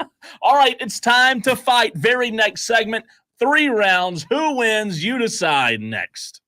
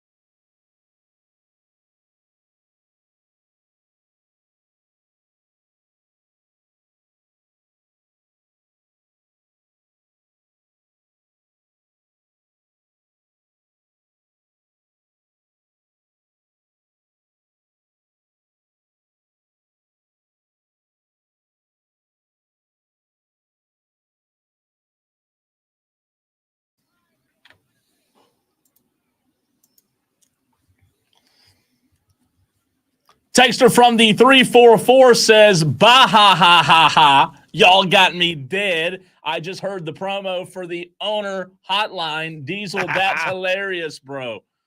Funny from the 344. We appreciate you. Hey, Dale's what makes it great. We just set it up. We just put it on a tee for you. We let Dale step into the batter's box and hit it over the fence. I had to cut that one. That was too good not to cut. Dale, you made it. I just cut it, brother. You're the one that did it, though. So we appreciate you being a Tolo. That stands for turn it on, leave it on. That's what we want you to do each and every day on this show. If you didn't know, it's 5 o'clock. Yeah, you might be getting hungry. You're thinking, oh, it's 5 o'clock? Dinner time? No. It's time. 5 o'clock somewhere. There you go. I like that song. It's time to fight. Let's do it. It's an all-out slugfest, and nobody's leaving unscathed. 3 topics, 1 winner. It's the 5 o'clock fight on Wire to Wire with Diesel and Cole Bryson on the Fan Upstate. All right, in case you did not know, this is the 5 o'clock fight. We do it every single day on this show at 5 p.m. Diesel and I, we disagree. There's 3 rounds. We have to disagree on every single round. It's your job, the Tolo, tell us who wins and who loses each round. You can text the show 71307. Start your text with the word fan. We're also live on Twitter, Facebook, and YouTube. We've got 3 really good ones today. Let's get it started. Round 1, fight. All right, Diesel, round 1. We've talked a little NBA draft today. Also talked to Steve Holman of the Hawks. However, we're going up 85 instead of down 85. I ask the Tolos, the first Charlotte team to make the deeper run, the Charlotte Hornets or the Carolina Panthers? Pass. All right, no, round 2. No, I mean, truth is, like, with the NBA, you can make up a lot of ground very quickly with limited players, right? All it takes is drafting the right guy. I mean, let's just say that this draft pick, this Frenchie that the Charlotte Hornets drafted, turns out to be really great. And then, you pair him with Brandon Gibson and the ball kid, then like, all right, we got ourselves a decent little team here. We might be able to make a playoff run. But with football, you're a long ways away. Like, you're in a much deeper hole. That's not what we wanted to hear. No. But I think the Hornets are in a deeper hole right now than the Panthers are in. So I'm gonna say, it's tough. It's tough. A deep run. Now you're not talking about a regular season. Winning 6 games don't count as a run. No, not really. Well, in Charlotte, it might. I'm gonna say that it's the Hornets, just because we've seen them catch fire in years past. The problem is as soon as they do that, they trade off the guys that got them there, and they go right back to square one. You're going Charlotte Hornets. I am. I do think if you're asking me which one of these teams makes the playoffs first, yeah, it's a different story. The Hornets.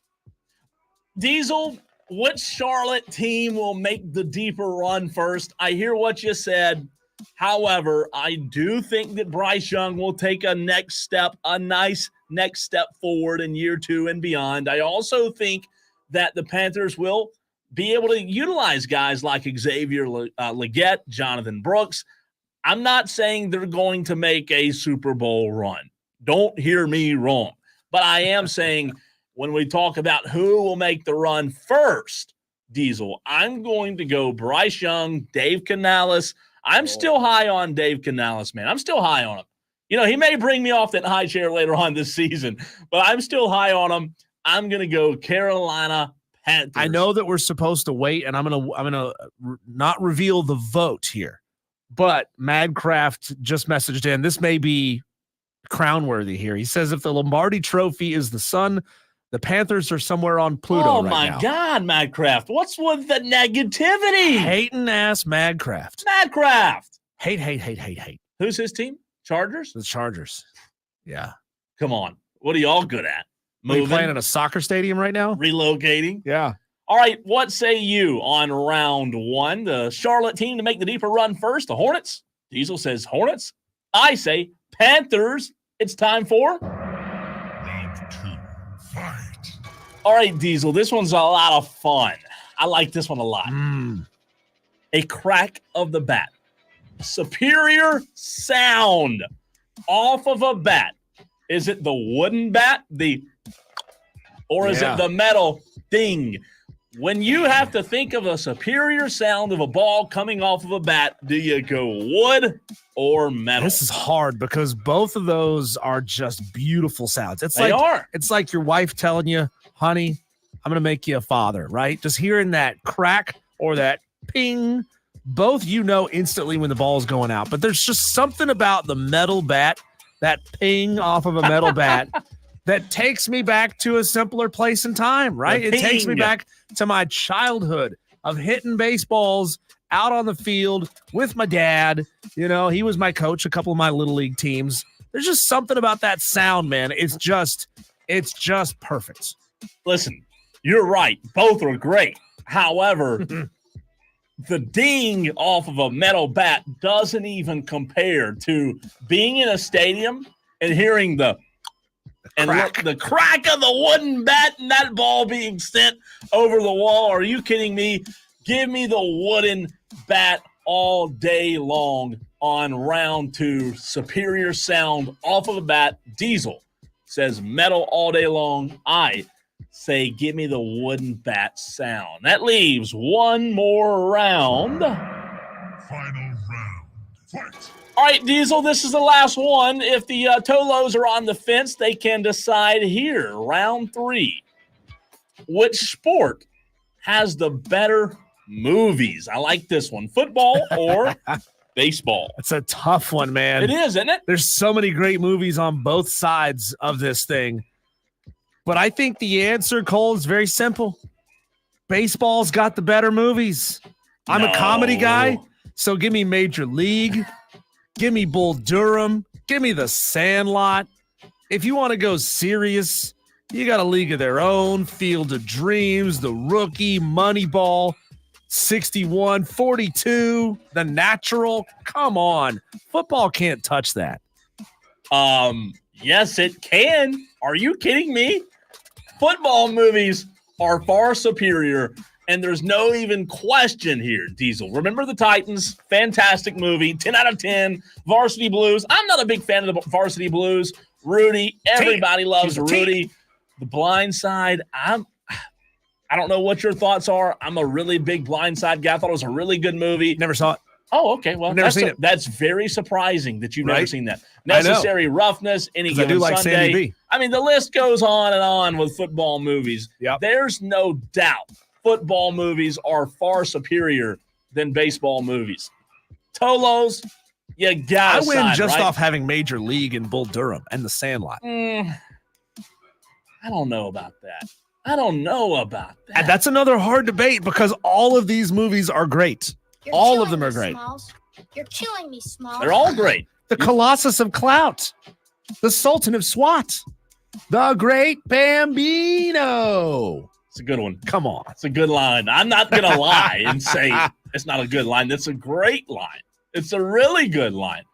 You trying to tell me Jesus Christ can't hit a curveball? That line right there wins with just Major League. It's great. It's great. I like the listen, as I said, there's good baseball movies. I'm just telling you. There's no crying in baseball. The football movies are better. Was that me or you? I don't know. What was that? I don't know, but I did love Tom Hanks' character telling the umpire in that movie, "Hey, anybody ever tell you look like a wiener with that little hat on?" True. All right, those are the 3 rounds. To recap, round 1, first Charlotte team to make a deeper run, Hornets or Panthers. Diesel says Hornets. I say Panthers. Round 2, the superior sound off of a bat. Wood or metal? Diesel says the ding. He likes the dingers. I like the wood off of the bat. Round 3, which sport has the better movies, football or baseball? Diesel says give him baseball. I say football all day long. What say you? 71307 is the way you can get in touch with the show. And Scott, you're right. I'm sorry. How can we forget Little Giants? You're right. We can't forget that one. That one's one of the better ones. Oh, I thought he was asking, like, how can we forget about it? Because I It didn't wasn't name an it. elite level movie. No, it was so good. All right, if you want to suggest a fight, you can do so. Here's how. What do you want Diesel and Co Bryson to fight about next? If you've got an ass, I'll kick it. Submit your topics to Diesel at thefanupstate.com. Subject line fight on the Fan Upstate. Now, Little Giants also had one of our first instances of female equality in sports. Remember, there was a female who was the main character in that movie. She went by the nickname Icebox, which I always thought, damn, that's a cool nickname, right? And then somebody tackles her and calls her Ice Chest. And I'm like, man, that is a great dig. That is a great dig. I'm sorry, I was answering the phone. That's okay. What was a dig? The dig was in the movie Little Giants. There was a girl in the movie who wanted to play football, and she was, she wanted to play with boys. She was a tomboy. Are you a hater? And she went by the nickname Icebox, and then she gets tackled by a boy for the first time. That's correct. And he puts her on her back, and he calls her Ice Chest. I'm like, you know what? That's some grade A misogyny coming out of little kids. Oh, that was a great line. All right, Diesel, we do have a caller, but you want to go to the stream first? Yeah, let's do it. Let's go to the stream. And again, it helps us out, guys, if you put all of your votes here in one message, just That's because the texters. they kind of get bounced. They kind of get broken up all over the place. Let's see. Madcraft says Diesel wins round 1. He's the one who said earlier, if the Lombardi Trophy is the sun, the Panthers are somewhere on Pluto. He said Cole wins round 2 and 3. The replacements, the longest yard. Remember the Titans. We definitely mentioned Remember the Titans. You're right. We missed the longest yard. God, there's a lot we missed. The Replacements is a great movie too. I love The Replacements. Keanu Reeves is good. Let's see here. Scott Tedler says Brian's Song is an underrated football movie. I don't consider Brian's Song to be a football movie. That's like that's a dude dying movie. That's a sad movie. It is terrible. It is a sad movie. Let's see here. Russell Glover says Cole sweeps. Come on. What? Bam, Russell. My man. And Brandon Lee brings out Benchwarmers, Bad News Bears. Bad News Bears were great. Bad News Bears movies were underrated. News Bears. I forgot about Bad News Bears. And then Russell brings out Jerry Maguire. Jerry Maguire is more of a sports agent movie. That's not a football movie, is it? Do you I know that Cuba Gooding Jr.'s character was a football wide receiver for the Arizona Cardinals. His name was Rod something. I know it was around football, but that's not really a football movie, is it? I don't know. I guess it's considered. I mean, like if we call Die Hard a Christmas movie, we got to call Jerry Maguire a football movie. We're not doing that. No, we're not doing that. Oh, and by the way, you forgot a great baseball movie. What did I forget? My favorite one, Angels in the Outfield. Oh, Angels in the Outfield. It's my favorite, man. I love it. Oh, it's good. Love Rookie of the Year is good. There's so many heartwarming baseball movies from when I was a kid. Who still has Angels in the Outfield on VHS? Oh, that's classic. That's legacy media right there. I mean, they didn't make it on DVD. Do you think VHS will come around as like a hipster format one day? I don't Probably think so. not, because there's nowhere to play them. Right. And it takes so much room to store these things. What are you going to do? Stack them up? You can't even buy like Blu-rays at Best Buy anymore. Sit on them? Use them as a desk? I don't know. Hand them out as stocking stuffers at the holidays. Do kids even know what a VHS is? They don't know what it's like to have to rewind the tape. Not to get down a rabbit hole here. What grade, if you went to an elementary school or a middle school, what grade would you have to stop at if you went 1st through 12th and asked, do you know what a VHS is? Wouldn't you imagine 12th would? God, I don't know. I don't know. Do seniors in high school right now know what a VHS is? They may say, like, my grandma had some laying around the house somewhere. You know, she had a stack of a few VHSs. I don't think they know how to use. Like, I get mad whenever I watch those YouTube videos where they show young kids older technologies. Oh, yeah. And they don't have a clue how to use it. Like, they gave them a tape, like a cassette tape, audio cassette tape, and a Walkman. And they're like, we don't know how to do this. We don't have a clue. Madcraft says, I love it when you call me Big Papa. All right, we have text to get to as well, but also Bob, I believe, wants to chime in on the renewal by Anderson of the Carolinas. What do you say, Bob? Phone. What's up, man? What's up, Bob? This is Bob. I just called to answer your question.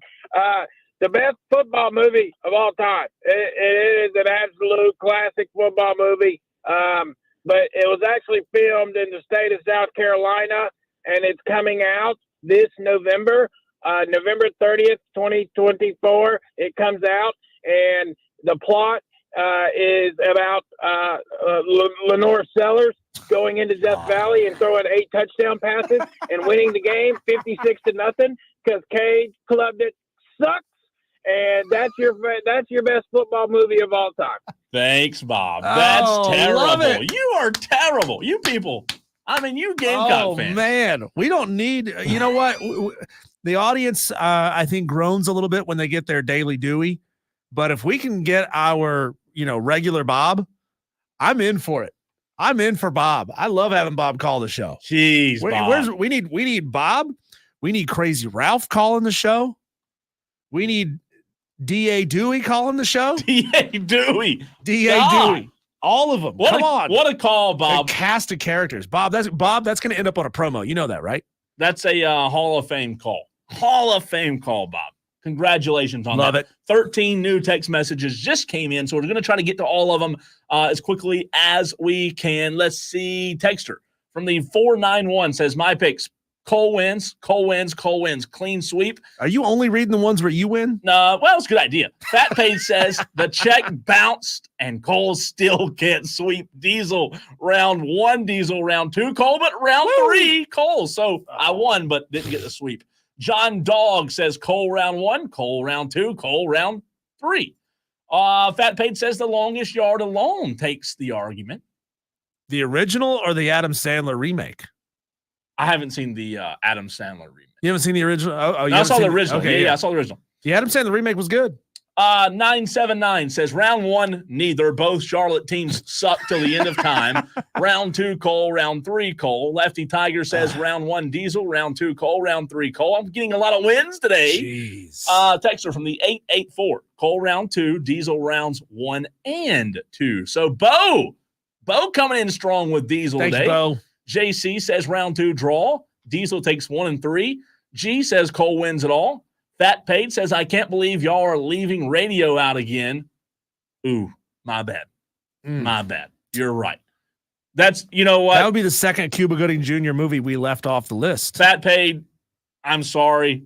I'll take the L on that one. You're right. Well, you're a local high school sports expert. And he was right here too, man. That's my bad. I can't leave radio out of the list. But here, let me tell you this, not to get on a tangent. Let me tell you why I don't watch radio, the movie. It makes you sad. Makes me sad.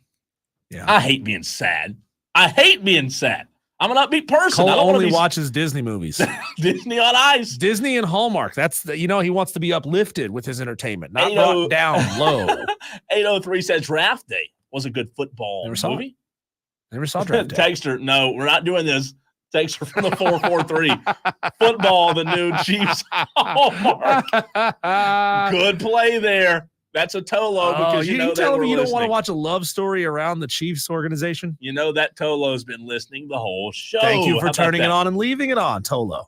Texter from the 491. Quick search says VHS was last released in 06. Seniors in high school were probably born in 06 and says my picks. Cole wins round 1, Cole wins round 2, and Cole wins round 3. I got the sweep. So that means seniors, Diesel, if they were born,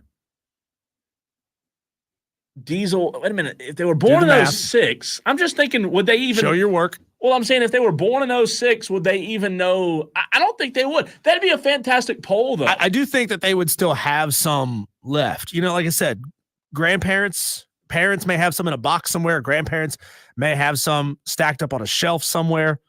I mean, when I was a kid, we didn't buy the VHSs from the store. We had to wait till it came on TV and we taped it, right? Onto a VHS? Onto a VHS. You remember, you had 3 settings. You could do SP, LP, or SLP.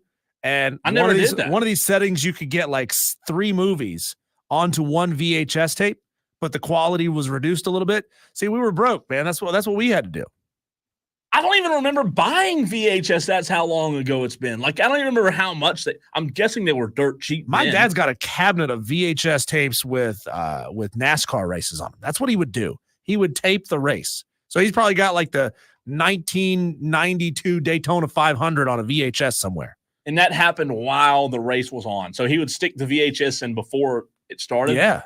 Yeah. He would schedule it and everything. That's fascinating to me. Trey from Kentucky says, do you guys get messages via X? I assume you mean on the stream? No, X.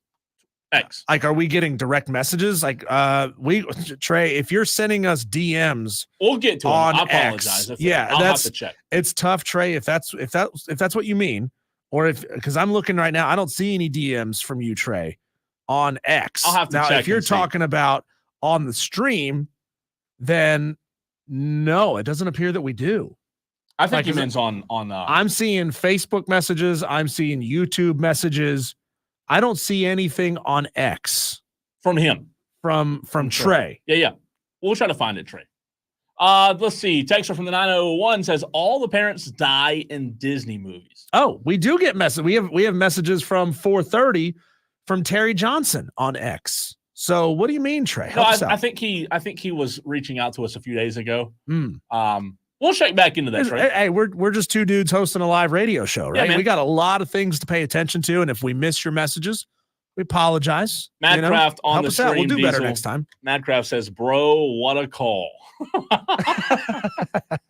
Yeah, that's what we thought too. What a call! That's going on the Mount Rushmore. What was it, Bobby or Bob? No, we have a Bobby that calls, but that wasn't him. Different guy. Bob. Good call, Bob. So now we got Bob, we got D.A. Dewey, and we need to bring back Crazy Ralph. With the what are those classified as? Just crazy callers? Whack Pack. Whack Pack. That's what Howard Stern calls it. His Whack Pack of callers. Not the Rat Pack, the Whack Pack. Yeah, exactly. Okay. Exactly. Hey, when we come back, we're living in a social media world, right? Where everybody has to have a podcast. Well, now the wives of NFL stars are throwing their husbands under the bus and destroying marriages just to get people to click on their silly little podcast. We'll talk about that next here on the Fan Upstate.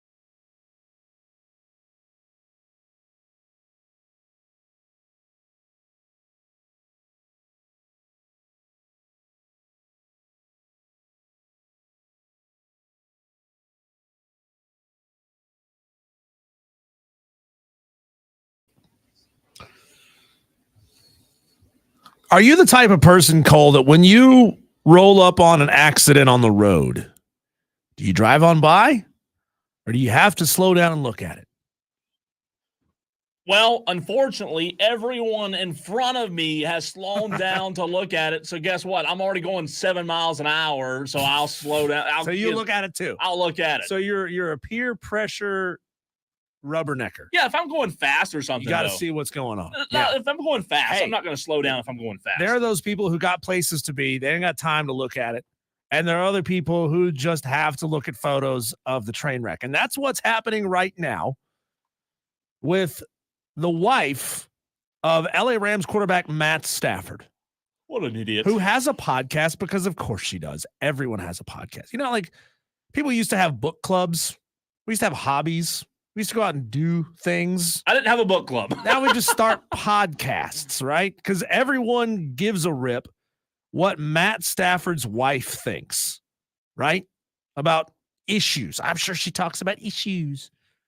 Well, his wife, a former Georgia Bulldogs cheerleader, told a story on her podcast while they were at Georgia, Matt, she, and this person in question, about dating the backup quarterback to make Matthew jealous and to get his attention. Now, the plan obviously worked because they got married, right? Like maybe she was somewhat interested in him. Maybe he was somewhat interested in her, but he's like, hey, I'm the starting quarterback at Georgia. I got to focus on being a quarterback and being the best that I could be. So she's like, you know what I'm going to do? I'm going to hook up with your backup so that makes you jealous, so that it makes you chase after me. It's a tale as old as time, right? Yeah, great move there. Making people jealous. Yeah. The problem is she just had to open her damn mouth and talk about it on her podcast. And of course, it makes Matt look bad because the way she tells the story, and again, I didn't slow down to look at the train wreck. I've just heard about it. The story is that at one point, Matt got into her car and refused to get out, which, of course, in this modern Me Too generation, oh, he's a bad guy. He's a bad guy. He should have gotten out. He should have respected her wishes. Yeah. Right? Well, she just throws the guy under the bus, and she tells the entire world about embarrassing and humiliating him for clicks, for listens on her podcast, right? All for them analytics, whatever it takes. However, you got to go get those numbers, go chase after those numbers, queen. Yeah. Tolo. Yeah. The assumption is that she was speaking about his then backup quarterback, Joe Cox. And I mean, you know that the internet is immediately going to say, oh, who's she talking about? We got to chase this guy down. We got to go see how he feels about it. What does he have to say about this? What about his wife or his kids? Let's bring them into this story. Yeah. Well, turns out that I guess, Matt didn't really care that she brought up this story. He's like, honey, it's cool. We're married. We've been married for a while. I'm sure they got kids by now at this point because Matt's kind of an older quarterback in the NFL. So she got his permission. She didn't call up Joe and say, hey, Joe, how would you feel about me airing this dirty laundry from 20 years ago? I don't have a ton of issue with this. I thought that I would when I initially heard it. But now that I hear it, as long as Matthew, and again, I would never listen to a wife's podcast. I'm sure there's women out there that do, right? I'm sure in the women's circles of podcasting, so she's just a wife. She's a wife really of a popular, player. But I'm just not sure exactly. That's my cup of tea. So I'll tell you this. I don't think there's any issue with it. As long as it doesn't cause any rift between them, as long as he's cool with it, what's the big deal, right? There is no big deal. So as long as it doesn't affect Matt, it's okay for her to throw Joe, his family, his wife, and his kids under the bus. Well, it was her fault. Without even mentioning in advance, hey, I'm going to talk about this on my show. Are you okay with me bringing this up on my show? What I would have done in that situation if I'm her, I would have told the story, Diesel, but I would not have said the name. or give the guy. Well, she a didn't fake say the name. That's the thing. She didn't say the name. Say Joe. But no, she didn't say Joe. But he's the backup quarterback at Georgia while Matt Stafford was there. So they just looked it up. It takes anybody with half a brain cell about 5 seconds to figure out who she's talking about. So the story, obviously has spread all over the internet like wildfire. It's made her look bad. It's made Matt look bad by telling the story. Again, he maybe doesn't care that the story was told, but it does. It makes him look bad. And she throws a relationship between Joe Cox and his wife out into the limelight that doesn't necessarily need to be out there, right? Didn't bother to ask to see how they feel about it. Joe Cox. What a name. As it turns out, Cole, here's where it gets sketchy. Okay. As it turns out, more to the story. Joe was already dating his now wife when the story took place. Of course. So Kelly Stafford tells the world that she embarrassed Matt Stafford and that she was dating Joe Cox while Joe Cox was dating his now wife. Now, there were no gritty, dirty, nasty sort of details. We don't know that they were hooking up. Yeah. They just say the word dated. Yeah. But I mean, like, it's college, right? It's college. People hook up quickly in college. So, I mean, we don't know what if she just outed Joe Cox to the world that Joe Cox was cheating on his girlfriend, now wife, and she brings this up for everyone to know. This is what I'm talking about here. And now you're like, I don't have a problem with this. I don't have a problem. If she just told a woman, hey, guess what? Your husband was cheating on you while you were dating. Don't you think that's going to cause a problem? Don't you think you should at least bring it up and say, hey, are you okay with me talking about this? Since when do women think things like this through, though, Diesel? I mean, you know this. Whoa. Come on a minute. Whoa. I mean, Gosh. I'm going to go there. Misogyny much? I'm going to go there. So Kelly has issued, she's broken her silence. She has issued an apology over Instagram because that's what we do now. She didn't bother to call Joe Cox. She didn't bother to call his wife. She just issued the apology over Instagram. Know she didn't call. Because that's what it says here. She issued her apology over Instagram. Quote, to this beautiful family, wife and 3 kids, by the way. Uh-huh. I am sorry for the media storm that happened last week that made its way into your lives. You have zero involvement in what I spoke about. And in fact, it was y'all's relationship in college that I looked up to and wanted for me and Matthew. You were the couple that everybody thinks Matthew and I was. Y'all were the UGA QB and cheerleader that met and never let go. I love y'all. So now that's so sweet. Yeah. Now she's saying, hey, guess what? I was friends with her. And I was trying to hook up with her boyfriend to make the starting quarterback and my now husband jealous. I sided with Madcraft on the stream. Madcraft says, bro was cheating, though. Hard to feel sorry for him. I agree. He was cheating. I'm not feeling sorry. Listen, it is what it is. John Dog on the text line says there wasn't a ring on the finger, so I'm good with it. Says John Dog. John, I assume maybe you're not married because I don't know if your wife would feel the same way. Probably right. Yeah. Probably right. So neither Joe nor his wife have commented on this. They're staying the heck away from this. Odds are, though, we're never going to hear from those two, as they shouldn't. Stay away as much as you possibly can. I would say if I were them, hey, we're good with it. Yeah. Just send us a little gift. One of those paychecks. Yeah. Yeah. $500,000 would go a long way to make me feel really good about this. Feel better about our tragic incident. How about $750,000? Having our dirty laundry aired out there. You can clean a lot of dirty laundry with $750,000.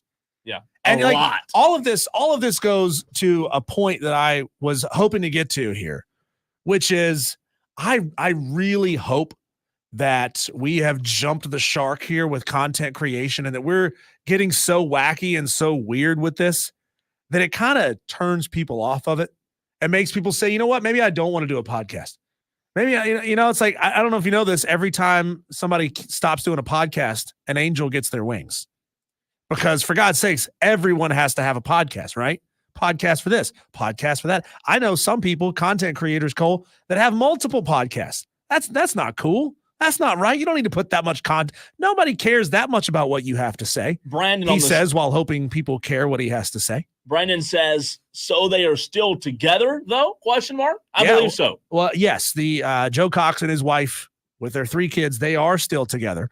The question is, Brandon, we don't know if Joe's wife knew that this was happening while they were at Georgia. Is Kelly Stafford here bringing up some real nasty details that Joe's wife didn't know about? Back to your podcast point. Do you think people like, again, I'm not trying to be a, you know what, I've been told I was before, by people in the bill. Not the point. I don't know what. Yeah, you do. Do people not understand that when you flood the internet, the more content that's on the internet, the less content people are going to see? People don't realize that. They think, the more content, if everybody has a podcast, we're going to get famous. Hey, I'm sure that's not how it works. 30 regular listeners were real shocked when this thing blew up. Yeah. I mean, like, if I hadn't told you that Matt Stafford, Kelly Stafford's wife, had a podcast, why would anyone ever go look it up? I think it's probably a woman. Start a book club. Start gardening. Something. We don't need more content in the world. People don't garden anymore. I do. I'm a big gardener, but people don't for whatever reason. My garden is very brown and crispy right now because I didn't pull all the weeds out of it, and it got out of control, and I had to spray it all. Fascinating window into my life. Yeah, we'd kill her. My garden's doing okay right now, but we got a late start. We just let it go. You haven't do a lot of watering. Brandon says, my girlfriend watches a girl by the name of Alex Earl. Did I say that right? Alex Earl. She dates Braxton Berrios. These don't even sound like real people. It's a girl thing. That's what he said, though. That's what I said. It's a girl thing. I don't know how to explain it. It's just like you and I watching fishing. Really, it is. Yeah. Like you and I could probably sit here and watch a 30-minute show of bass fishing on Lake Murray. That's the difference. Women be like, what are y'all doing? Men listen to a podcast so that we can learn how to do something, right? I want to be a better woodworker. I want to be a better fisherman. That's why I listen to a podcast. Women listen to a podcast because they want to hear somebody tear somebody else down. No, it's awful. Not women. It's awful. Let me get off of here and stop bashing them. All right, coming up next, we look at that list that Madcraft sent. Another listener sent it to me. EA Sports. I guess they're just going to keep coming out with these lists that are terrible. EA Sports released the top 25 offenses in their new video game. And where is the mighty Clemson Tigers? You'll find out next.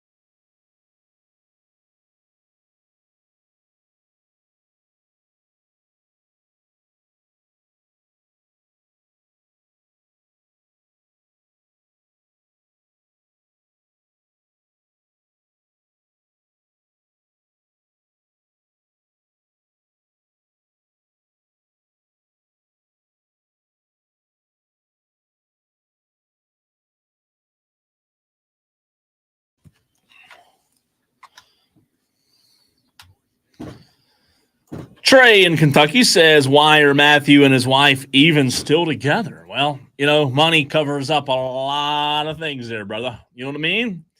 Covers up a lot. All right, Diesel. We were we were teasing at this earlier in the show. College football 2025 EA Sports. A couple of days ago, you and I did the toughest places to play list, right? However, today they have released the offensive power rankings for their new video game, College Football 2025. Clemson's offense last year, Diesel, I think you said it earlier. 49th. 49th best offense in 2023. God, 49th.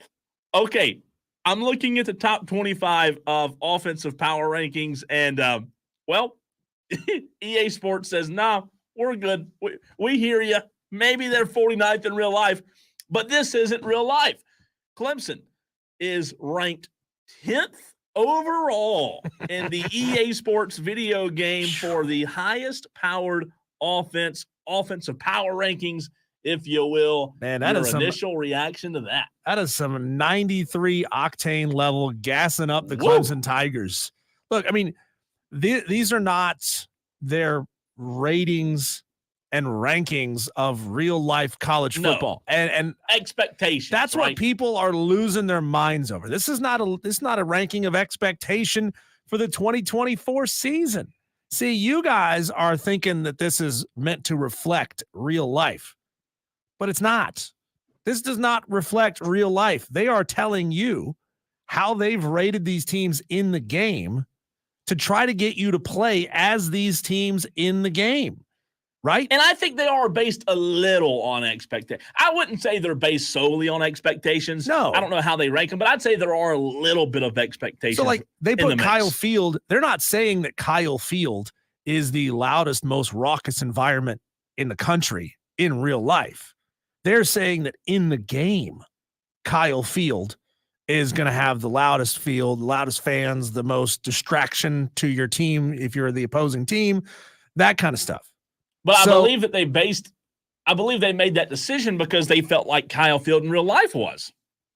I really do. Possibly, but I mean, that's the creative freedom and the creative license that they have. Sure, it is. To, as the kids say, gas up Kyle Field and make you want to go play in Kyle Field in an exhibition game mode. On the video game. On the video game, right. No, I get it. All right, here's the offensive power rankings. Georgia 1, 94 overall. This is in the game. In the game. Okay. Oregon 2, 94 overall. So 2 94s, that's as high as it gets. Georgia and Oregon. Alabama 3, 91 overall. I'm just going to do the top 10. Texas 4. Which I would probably agree with. Quinn Ewers, right? 91 overall. Ohio State 5, Diesel, 89. LSU 6, which is interesting. 89 overall. The Miami Madcraft Hurricanes 7. Miami at 7, 89 overall. Colorado, Coach Prime, is 8th on the offensive power rankings. Colorado Buffaloes, a little bit of a surprise there. Missouri 9 and Clemson number 10. Coach Prime made the list. Yeah, see, this is basically like Mike Tyson's Punch-Out, and that they're saying that Georgia and Oregon are Mike Tyson in the game, right? They're saying that that's the toughest opponent you're going to face in the game offensively. King Hippo. That's what they're saying. Like, this is not level 1 boxer. This is the level 10. This is the best offense you're going to face in this game. Madcraft says, could not disagree more. Would you make a Madden game and rank the Panthers in the top 5? No, that's ridiculous. Well, no, that's not to say that they're not, like you said, basing it off of some semblance of the truth. But they never once said, and like, do we really need another ranking or rating? No. Right? Well, we don't more. We don't need EA's opinion on real life college football. I feel like we need just one more. Yeah. Right? They're trying to get you to log in and play as those teams. Why? I don't know. They're just trying to gas up these stadiums and these teams and make you want to go play as those teams. I don't know why they would make you want to go play as them, though. You know, it's weird. It really is weird. Texter says you think Clemson ratings are questionable. Look at Colorado on offense and defense. I do wonder, Cole, if there's some sort of like back channel deals that say, all right, if we get, this many hits of people logging in to play as this team, we throw money at the school for people logging in to play as that team. I don't know. It'd be weird. It'd be really weird. 843 says the ratings are supposed to be based on real offense and defense based on talent. They stated that. You can text the show 71307. Colorado at 8 is more concerning, though. Even though Clemson at 10 is concerning. Yeah, Colorado at 8 just blows that out of the water, Texter. That is crazy. I mean, they know that people are going to log in and play as Colorado because they want to play as Shedeur Sanders, right? You think Colorado will be in the top 10 offenses this season? No. In college football? No. Do you know where they were last year? Do I need to look? I'm guessing they were probably in the 80s, 90s, out of 130. Well, Prime said, look, if we would have had an offensive line, we'd have been the best. Didn't. That's the thing. I said it yesterday, and I had a texter applaud me for it. This ain't about expectation. This is about reality. I can't even find it because I live in the really real world. Every link is literally EA Sports, EA Sports, EA Sports. See, that's why Google is dead, man. You can never find what you're actually looking for on Google anymore. Let's see. Select the team statistic. I would not imagine them being in the top 50 last year in total offense. Surely not.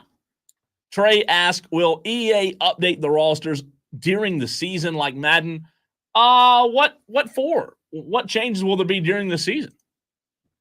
So Clemson was 49. I'm trying to scroll down. I got to start counting here. I'll have the answer for you on the other side of the break. How about that? We'll know in the next hour where they were offensively.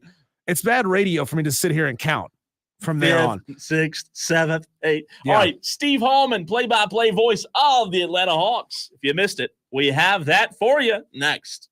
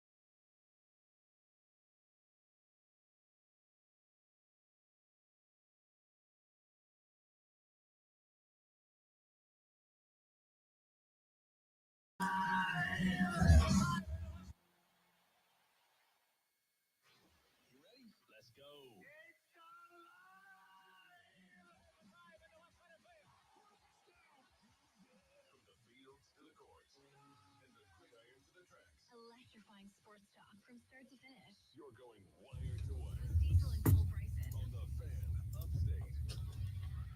The NBA draft first round was last night, as you just heard on that promo by Rob Brown. As always, a terrific promo for the Rob Brown Show, which you can hear mornings right here on the Fan Upstate, 6 to 10 a.m. I want to bring in Steve Holman, play-by-play voice of the Atlanta Hawks, good friend of mine. Steve, you always do an incredible job. I love having you on. But the $1,000,000 question that I have for you is, can Steve Holman pronounce the Atlanta Hawks draft pick last night? Ricochet. It's not that hard. I don't think it's going to be that hard to do. I like it. You did pretty good there. Ricochet. Did I say it right? Right. Yeah. Ricochet. Yes. Ricochet. So when he blocks the shot, I'll say it's a ricochet. That's fantastic, Steve. Yeah, Steve, you answered my first question there. I was wondering if you're going to call him Ricochet or if you're already workshopping nicknames, and you beat me to it there. Zachary might be good. There you go.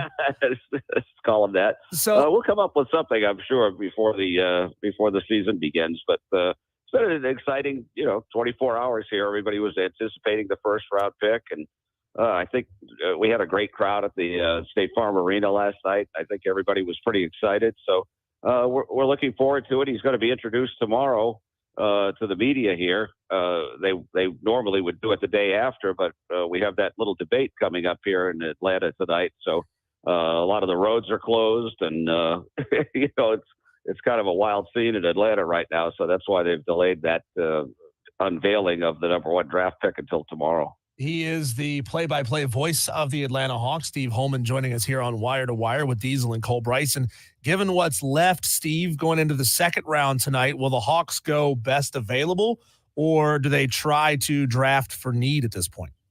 Well, I think it's probably best available at number 44 now, which they didn't have a pick in the second round at all until earlier today, and now they do when they traded A.J. Griffin to Houston for that number 44 pick. So, second round picks these days are, you can get lucky and get somebody maybe. You might maybe get a Jokic if you're lucky, like Denver did. But I would say that, pretty much you just look for the best player available and hope for the best.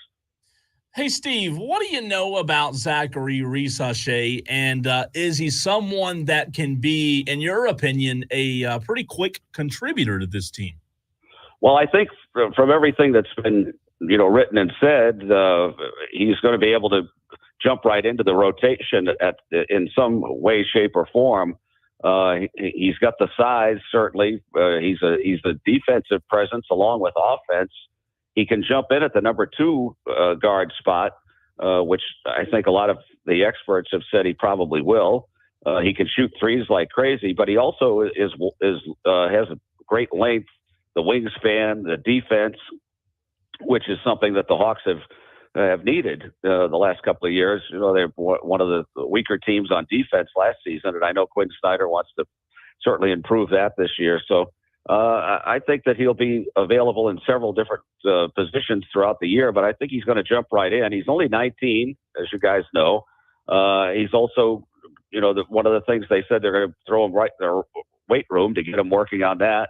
He'll be in the summer league, I assume, next month in Vegas, so he'll get a chance to, see some work there. So I think he's going to jump right in. To make a long story short, I think he will play certainly right away because he's got the talent, and being only 19 years old, it's not going to take too much to get him acclimated to it. And here we go. I mean, we've got Jalen Johnson who came in here at 19. And he's kind of blossoming into a star right now. So there's a lot to build around here, and I think that people are excited that he's here. Steve, leading up to this selection of Zachary Ricochet, a lot has been made about DeAndre Hunter and his future there in Atlanta. I assume it's because there's just a lot of similarities in their size, their body type, their game, possibly turning DeAndre Hunter, who is a 15-point a night, 4 rebound per game kind of guy, into more of a role player. Do you see it that way? And is DeAndre Hunter suited to that role? Well, I don't think he would be a role player. He's number 4 pick in the draft, and I think that they will utilize him in that in that category. But who knows what's going to be happening, between now and the start of the season. It's going to be a lot of things will be happening and a lot of moving pieces. You've got the free agency thing starts on July 1st. So who knows what's going to be happening, but we don't know exactly what the whole thing's going to look like when we tip it off in October. I think October 23rd is going to be opening night. October 22nd, maybe for the big TNT games, but there's going to be a lot happening between now and then. Steve, you talk about what the Hawks will look like in 2024. In Steve Holman's opinion, will Trae Young be an Atlanta Hawk in 2024? Those are, as we like to say, beyond my pay grade. I don't know. I like Trae a lot. I think he's one of the elite players in the league, but those are not anything that I know right now. I wouldn't know the answer to that. Really, if my life depended on it. So those are questions I don't know. Those are things I'll leave to you talk show guys and leave it to the Twitter world and everything else. But one thing I've learned over, this will be my 40th year with the Hawks, is that you call the games with the guys that are here. And when they throw the ball up in the air in October, we'll see who's here and who's not here. Steve, obviously no Atlanta Hawks selected to that NBA Olympic team. I understand that it's a small roster, and when there's only 12 guys, there's only so much you can do and so many players you can put on the roster. But do you think the committee considered any of those guys, Trae Young, DeJounte Murray, DeAndre Hunter, all of them good basketball players? Were they considered, and did they make a mistake possibly by not considering Well, those guys? I think they made a big mistake by leaving Trae off, and, there's just I don't know what the reasons are, or what the coaches don't like about him, but he certainly would be a great addition to that team, in my opinion. And I think that sometimes when the players don't vote for him for certain awards and things like that there's a lot of jealousy involved with him. But he's been a great player for the Hawks. He's been a good team guy. He's great in the locker room. Nice kid. Got 2 kids of his own right now. He's matured a lot in 6 seasons. I just love him. I think, I think any team that doesn't include him on it's making a mistake. I thought, Steve, that Clint Capella in Atlanta, I watched him in Houston, and for whatever reason, man, maybe I was wrong. I just thought that Clint Capella in Houston would turn into a star. How would you classify his stint in Atlanta and what you would consider him to be thus far? Oh, he's been solid. He's been a great part of our team. He's been a big part of the team going to the Eastern Finals a couple of years ago. He's a shot blocker. He's good around the rim. Rebounder. He's doubles every night, just about. So I don't think you can ask any more for him. As a guy that averages like 12 and 12. If you want to not say he's not a superstar, but he's a solid player. You don't find many 12 and 12 guys in the league, and they're kind of few and far between. So I think Clint's been terrific. Steve Holman, find him on Twitter at Real Voice of Hawk. Steve, we in Greenville, we are situated right between Atlanta and Charlotte. We are in a weird place. We're kind of in a black hole of basketball fandom, and neither the Hawks nor the Hornets, in my opinion, are doing anything at all to try to draw in fans from the state of South Carolina. We sit equidistant between the two. What's your pitch to Palmetto basketball fans? See, I bet you thought I was going to ask you, why aren't they doing more? No, what is your pitch to Palmetto basketball fans to bring them south down I-85 instead of north? Well, they're sold out every night. We sold out, I think, all but one game last year. So people are coming. They're coming from all over the Southeast to come to these games. You see 1 million kids wearing Trae jerseys, and the kids bring their parents. So I would say that if you could tear yourself away up there in Greenville from some of that barbecue, just come down I-85, and if you can avoid the tickets in South Carolina on 85, come on down. Steve, aside from the draft this year, I know that there could be some free agency moves made. And I like what you said about, look, when the ball tips up in the air, you call the players that are on the floor. But in your opinion, what do the Hawks need to do in order to take the next step towards becoming a team that can get back to those Eastern Conference Finals, because I was there. I met you that night when they were hosting the Eastern Conference Finals, and that was electric. The Hawks need to be back there, right? Yeah, I mean, they're not that far off. I mean, to tell you the truth, I mean, they've got a good core here, and you hear sometimes fans on Twitter and things like that on talk shows saying, they need to tear it down, rebuild it, do this and that. That you don't do that. If you tear down teams and start rebuilding, you're in a hole where you're going to be 2 years away from being 2 years away, is like they like to say. So. I think this team has got a very good core of players that they can build around. I mentioned Jalen Johnson, Trae Young. I mean, now this kid that we just drafted. So I think that there's a lot of hope, and there were a lot of injuries, as all teams have, but there were a ton of them last year. Trae got hurt, missed most of the end of the season. I think we could have made a push to be in the number 6 spot to stay out of that play-in, but it didn't work out. Jalen Johnson broke his wrist when things were going great at the beginning of last season.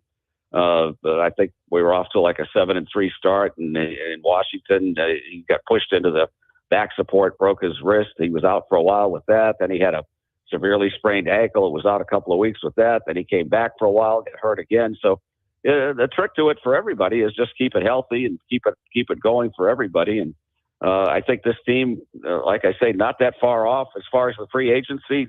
Who knows what's going to happen? We're all NBA. I'm an NBA employee, a Hawks employee, so we're not really allowed to say names or speculate on any names or what could happen in the free agent thing that starts July 1st. So, we'll let it all play out and see what happens. Steve, what were your thoughts on a guy that you saw a good bit playing in the East in Philadelphia, on J.J. Redick being hired as the head coach of the Lakers? Well, I would say good luck to him. Never having coached anywhere as an assistant or anything else. I don't know if he coaches his kids' teams, but that's a tall order, and you have to report to a lot of people in Los Angeles, and apparently the number one person he's going to have to report to is his old podcast partner, LeBron. So, we'll see how that goes. I wasn't thrilled with the way he handled his news conference the other day, starting out, the profanity and everything else. I mean, I'm no prude myself, but I don't think that's the way you handle yourself at a news conference.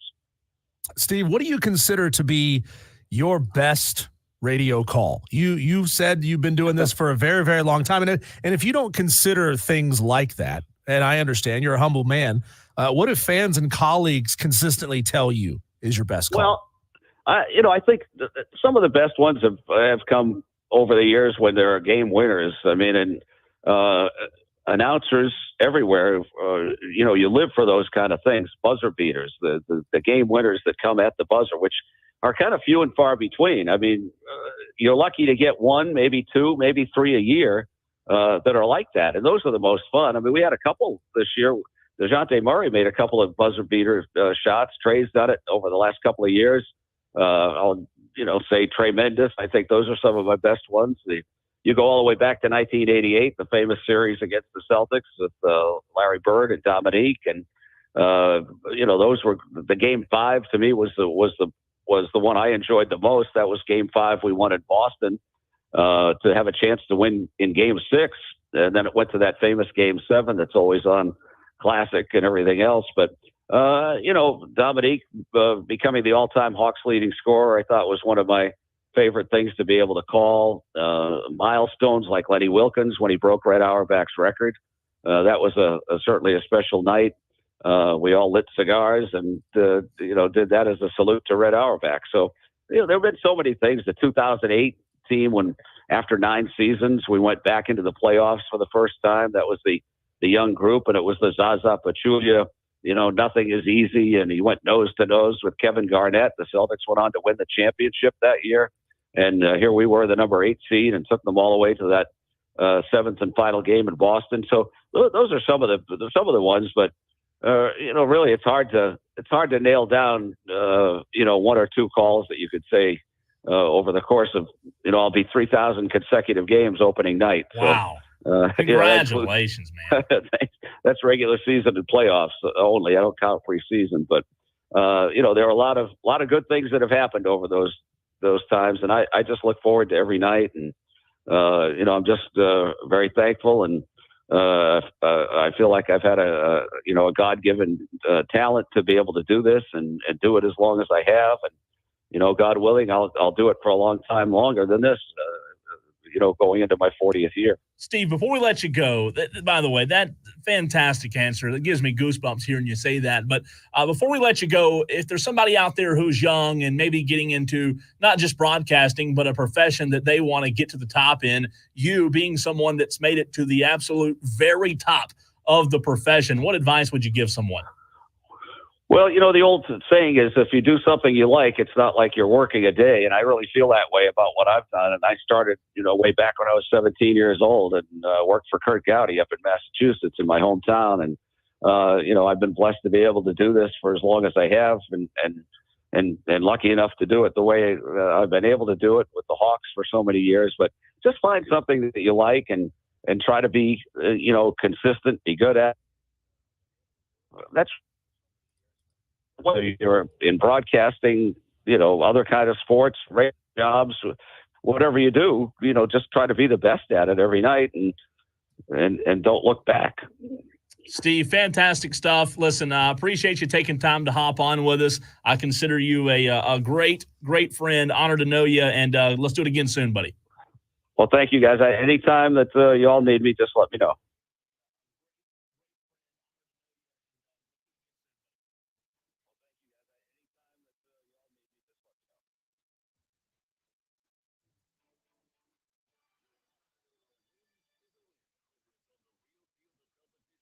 On the Fan Upstate.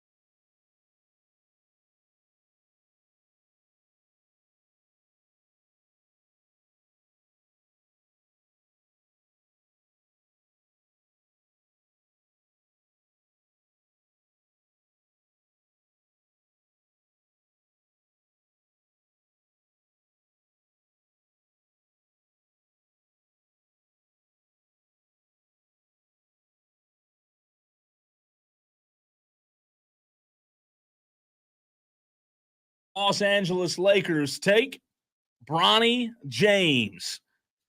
How about that? You know, some people, when they want a raise, they just ask for a raise. They don't make you hire their kid. You know, What I does an NBA figured rookie make? I figured that would be the most common, feedback was this. Oh, how could LeBron do such a thing? How could the Lakers do such a thing? They could have, I figured that would be. I knew all week leading up to the draft that the moment Bronny goes to the Lakers, it's going to be, this everybody on the same train of, oh my gosh, LeBron has all this say-so, lazy takes, in my opinion. My question is, why can't we just appreciate the fact that this has never been done before? And this is super freaking cool, man. Because when there's smoke, there's fire, despite the fact that you refuse to see it because your fandom clouds your judgment here, Cole.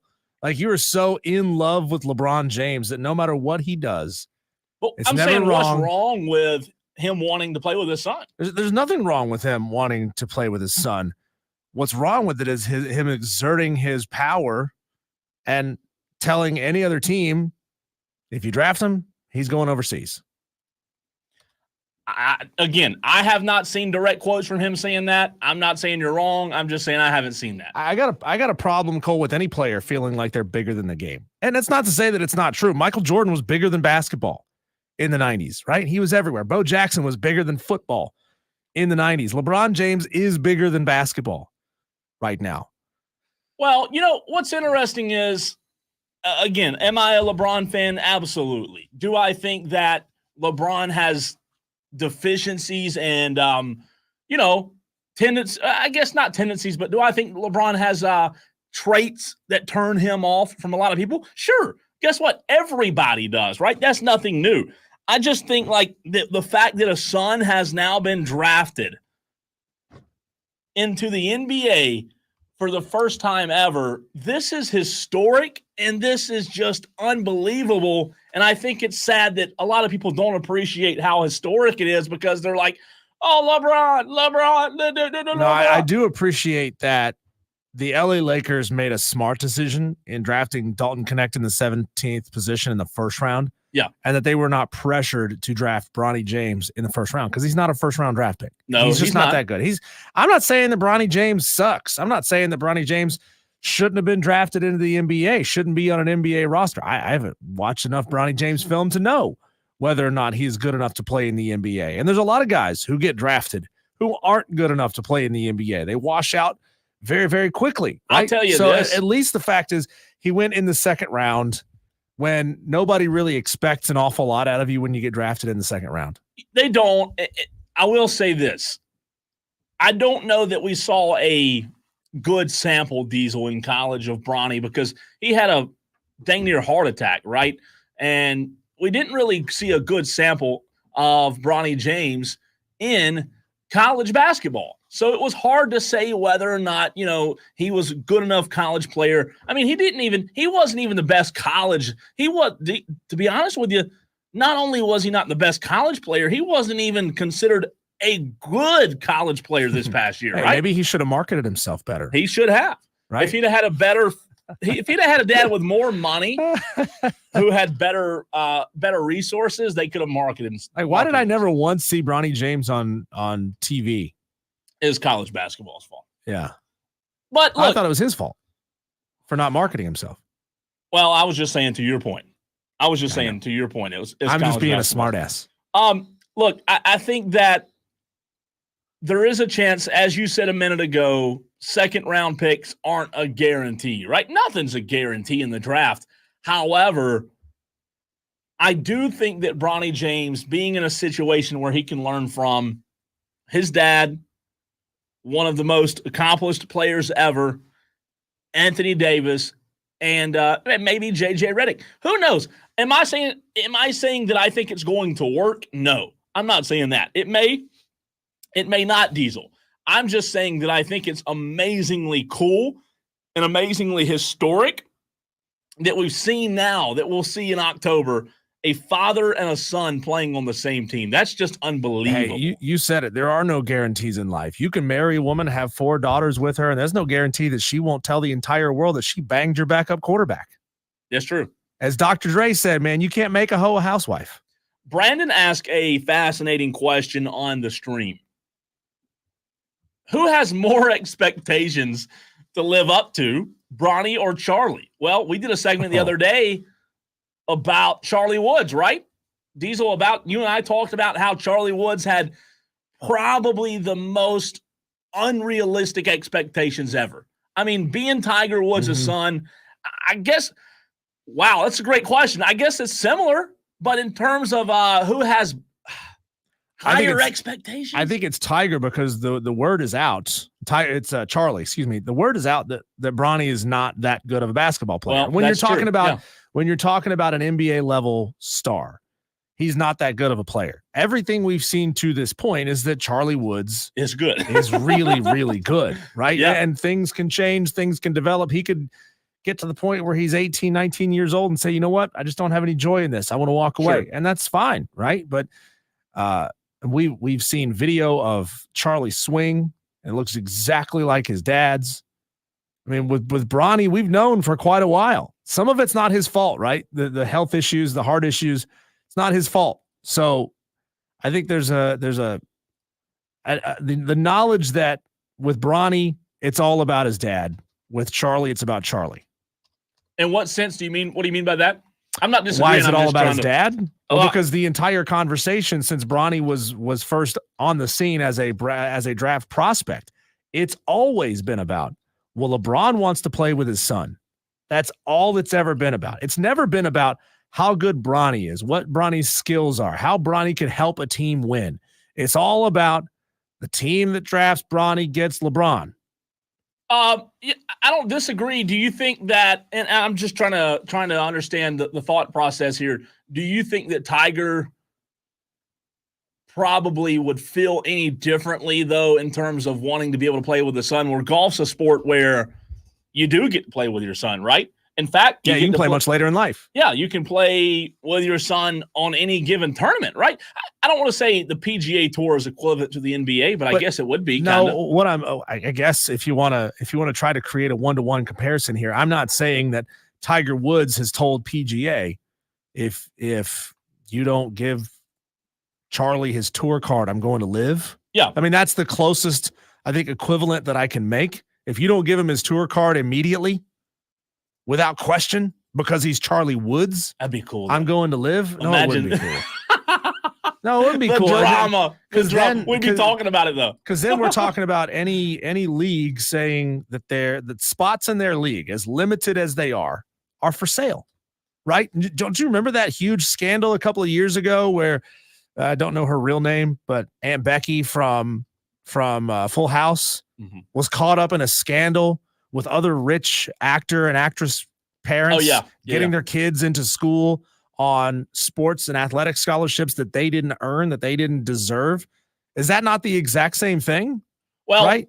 It's similar. You know, I guess with the NBA and Bronny, like the NBA, no one forced the NBA to have Bronny. The Lakers have to choose whether or not they want him. And yeah, LeBron being there is probably a big part of it, right? I think that while we had this narrative in our mind of, oh, LeBron's going to go wherever Bronny goes, I think, Diesel, while we had that narrative in our mind for a long time, what if the entire time while we've been talking about this, what if Rob Pelinka and the GM, or Rob Pelinka, who is the GM of the Lakers, and their front office already said, hey, Bronny might be a second-round grade for us. If he's there, we're going to take him. You know, let's just go ahead and take him. And give Bron. Well, if he's that good, why didn't the teams ahead of him in the second round take him? Well, it's a good question. Why didn't Dalton Knecht get drafted earlier? Why did it all happen exactly the way we thought it was going to happen? Why did it all happen the way it was set up to happen? Narrative wise, you don't believe the narrative. That's fine, but I might believe some narratives. I just don't believe every narrative. This has been the narrative for the past 2 years, 3 years. And it all happened exactly the way the narrative said it would. And you're saying, well, no, that comes down to chance. No, I thought the narrative was LeBron's going to go wherever. Like I thought, what was the narrative? The narrative that was the narrative Bronny was going to go to LA. The narrative that LeBron would play wherever his son would play, right? Yeah. And you can add to that that LeBron said, well, I want to play here in LA, so LA is going to take him?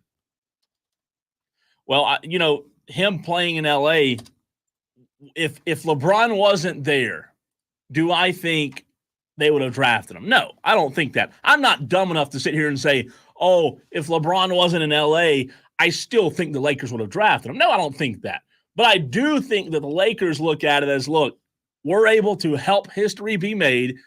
LeBron's done so much for this game. LeBron has single-handedly changed the game for all these years that he's played. And if anybody deserves to have history made like this, we want to be a part of it.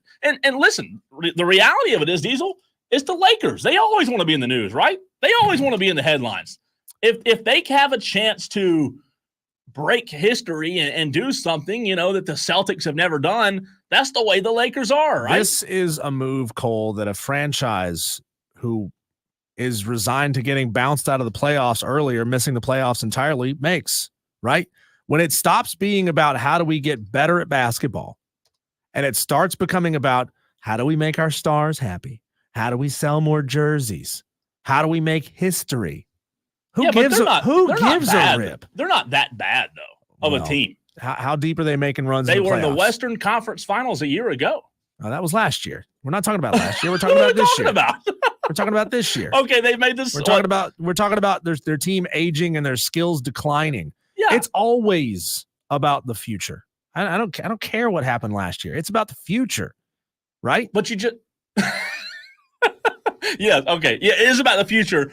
But you asked me a question that related to the past, so I'll tell you this: JJ Redick was a coaching move, in my opinion, that is a move for the future. Right. I believe that JJ Redick's the right guy. Do you think Jeannie Buss and the crew over there empowered JJ Redick to make the move that he wanted to make, not the move that he was directed to make?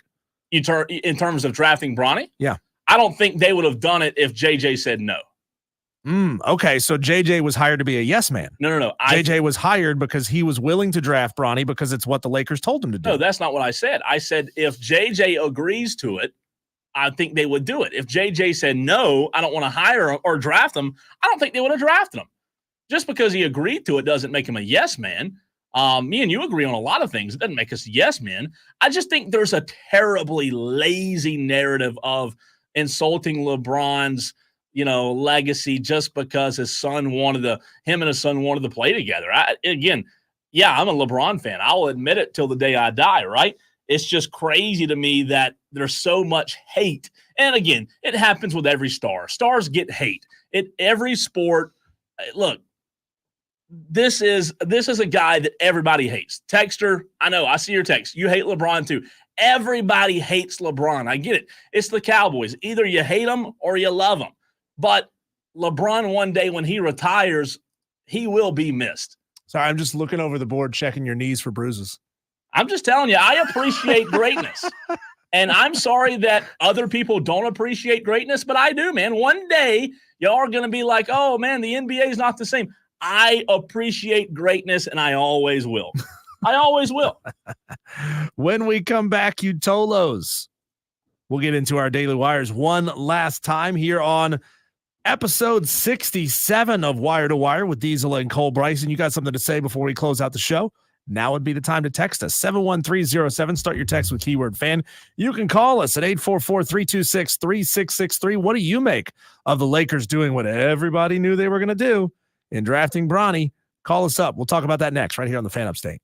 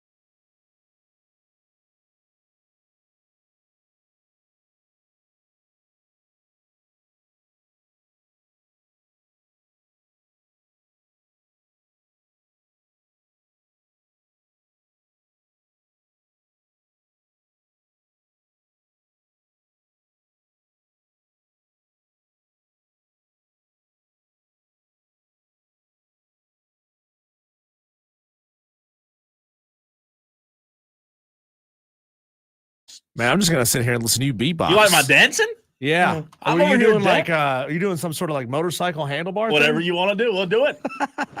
We'll make up a dance. Putting the finishing touches on episode number 67 of Wire to Wire with Diesel and Cole Bryson. We wrap it up with something we do multiple times throughout every show. We call it our Daily Wires. This is the buzz going around the sports world. The Braves lost. I'm done. 1-0 I'm done today with the to Braves. the dregs of Major League Baseball, the Chicago White Sox. How do you do that? I'm officially How do you done. do that? Put them in the freezer. Put a toe tag I on them. thought we could win games. It's over. I thought we could win games, Diesel. What Yeah. happened? What happened? NBA draft. If you missed it yesterday, the first round happened. The Hawks picked Francis Zachary Rechache at number 1. The Charlotte Hornets also drafted a Frenchman, Tijane Salon, I think is how you say it. That's good. I think. That's good. With the 6th overall draft pick. It just happened today. So this shows you how far down the pecking order the NBA is compared to the NFL, because the NFL live broadcasts and makes a huge deal out of the 2nd round, the 3rd round, the 4th round, all of it. The NBA does 1 round in prime time, and then the 2nd round happens at like 10 in the morning. Like nobody even knew that this was happening. Hey, real quick, can we cut? I want to hear. Can we hear what Brian Snaker is saying post game, just real quick? We if you don't suck. mind. Let's do it. Well, that's the Right on time. That's the end of the post. And that's all I he had to literally say. turned up the pod to hear him, and they were done with the interview. I wanted to hear his freaking excuses. Bronny James is officially a Los Angeles Laker. We spent the entire last segment talking about that. Hey, use the rewind function on the Odyssey app if you want to go back and check out what we had to say there. Duke's Kyle Filipowski went number 32 to the Utah Jazz. Filipowski. This is a big one, Cole. A jury has ruled that the NFL violated antitrust laws in distributing out-of-market Sunday afternoon games on a premium subscription service and has awarded more than $4.7 billion in damages to the residential class action suit and $96 million in damages to the commercial class. Now, the NFL says that they will appeal this, and you know what's going to happen. They're just going to negotiate that money down. But hey, this goes back to, I forget the dates that we had. We talked about this a couple of weeks ago. If you had NFL Sunday ticket at some point, I think in the late 2010s, you may be getting a little bit of money back from the NFL on this. So how about this? Serious question here. Mm-hmm. Like for you and the Tolos, does $4.7 billion hurt the wallet of the NFL? Like, do you think it makes even a I don't know. I'm asking because I'm just curious.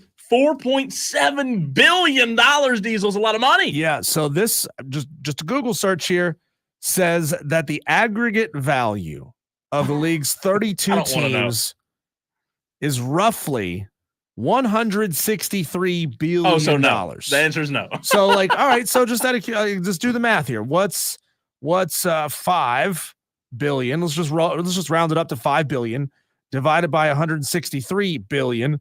That's 3% of their value. I mean, that's not an insignificant amount of money. It's not nothing. Yeah, it's not an insignificant amount of money. The Cowboys are worth $3.2 billion, or were worth $3.2 billion in 2014. I don't know why it tells us this. Now it's up to $9 billion. So that's roughly half the value of the Dallas Cowboys. So the NFL, Diesel, to put this in perspective, generated revenue, total revenue, not profit. Total revenue last year, $18 billion in 2023. So if they made $18 billion in 1 year, I guess 4.7 is not like, hey, it's not the big deal, but don't let it happen again, right? I mean, that's roughly a third of your annual revenue if you want to look at it in those terms. Yeah. So here's a note from the plaintiff's attorney, Bill Carmody, who's a rich man today after this came out. This case transcends football. This case matters. It's about justice. It's about telling the 32 team owners who collectively own all of the big TV rights, the most popular content in the history of television, that's what they have. It's about telling them that even you cannot ignore the antitrust laws. Even you cannot collude to overcharge consumers. Even you can't hide the truth It's a and think that political you're going to campaign? get away with it. Even you can prevent forest fires. No, they didn't put that part in there. But hey, I mean, let's just say this gets negotiated down to half of that. I mean, hey, if you were an NFL Sunday Ticket subscriber, you could have some money coming your way. Next up, Trevor Lawrence and his wife Marissa announced they're going to have a baby. That's nice. Kristaps Porzingis had his surgery. He's going to be out 5 or 6 months and will miss the beginning of the 2024-2025 season. He says it is totally worth it. And this is an odd one, Cole. Right after taking his team to the Stanley Cup Finals, the Edmonton Oilers GM Ken Holland will not have his contract renewed. CEO Jeff Jackson said the decision was mutual. He has been the GM of the team since 2019. Don't know more about it. I mean, was it a contentious relationship and they just so happened to make the one of the best runs in a long time for this team right when they absolutely had to have it? Don't know. Hey, the Charlotte Hornets, Diesel, because we have so many people that care in the upstate about the Hornets, drafted KJ Simpson, Colorado, with the 42nd overall pick in today's draft. Let's see, make sure they didn't have another one that I missed. No. All right. Out of the ones today, real quick before we end the show, I'm going to run through some names that were drafted today, okay? Stop me when you recognize one of these names, okay? Jonathan Mogbo, Kyle Filipowski. Filipowski, I know him. From Duke, right? Really good player. Utah got a really good player. Tyler Smith. I mean, sounds like anybody. Yeah, he sounds like any white guy from the state of Utah. Tyler Kolek. Nope. Johnny Furphy, Juan Nunez, Bobby Clintman, AJ Mitchell, Jaden Wells, Adeem Bona, KJ Simpson. I just said that name. Nikola Jersic, Pele Larson, Jamal Sheed, Cam Christie, Antonio Reeves, Harrison Ingram, North Carolina. Harrison Ingram. That's the only name. I mean, really, Bronny James. I mean, these guys, nobody knows who they are. That's what, see, people don't follow college basketball, Diesel, as closely as they do college football. They'll watch March Madness, but if we followed college basketball the way we followed college football, we know these guys, right? We would know who Isaiah Collier is from USC. That's true. And hey, part of it is us living in the market that we live in, right? That we know, you and I both know full well that this is a football first, baby. Basketball like 10th on the list, right? So if you and I were working in a market that we knew was a basketball market, we talk a lot more basketball. We would dive into these guys. We would dive into these rosters more. I mean, like I listened to some of the national shows in and around the NCAA tournament. I started to learn some of these players and learn about these players, but man, it's like once that tournament was over, poof, it's all gone out of the brain. It's like, all right, I got to start focusing on football players again, right? I got to start memorizing their names, their stats, their teams, all that kind of stuff. It's true, though. Texter, this is a hate and ass text. You know this. Fun fact, LeBron is the all-time NBA leader in turnovers, 624 more than the next guy. And he's not even a point guard. Hey, fun fact, Texter, you played 0 days in the NBA. So suck it. You could shorten that to, hey, fun fact, Texter, suck it. See, that's where I thought you were going to go. Come on, opportunity missed. Well, Cole. I did suck it. I mean, that was in there. It was just a little later. Texter, are you going to take that from Cole? I mean, I'm going to take that from Cole. I'm not down with all the hate. There's too much hate to go. Why is there so much hate in this world, man? Why can't we just live in a better, happy place? No hate, appreciate everything, love everybody, love your neighbor. God, y'all suck. LeBron James is number one in clogging toilets in the LA Lakers facility. Well, if you're at it. Yeah, really. I mean, God. Speaking of loving your neighbor, not to get political, will you or will you not watch the debate tonight? I will watch the debate tonight. I will not. 9:00 start, right? I could care less. I just want to know, are either of these two guys going to be able to stay awake until 9:00? I don't know. What I want to know. I just honestly. Isn't that past both of their bedtimes? I'll tell you this. I know this is un-American, but I could care less. But you could gamble on the debate. You want to gamble whether or not Melania is going to show up? His kids are going to show up? They're going to be there. But will Melania show up? Like, you can do that now. Yeah, I believe it. I just don't want to. Honestly, I know it's terrible. I just have zero desire to watch a crock of you know what. Yeah. A word I can't say on the radio. I mean, there are people who will watch this and say, there's so many facts coming out. There's so much truth. There's no truth in a debate. It's a debate. Get out of here. It's for a freaking show. Yeah, it's a show. They're just trying to play on your feelings and your emotions. It's going to have nothing to do with any factual information. Trust me, it's going to be a huge, stinking, steaming pile of horse bleep. I've said this before to you.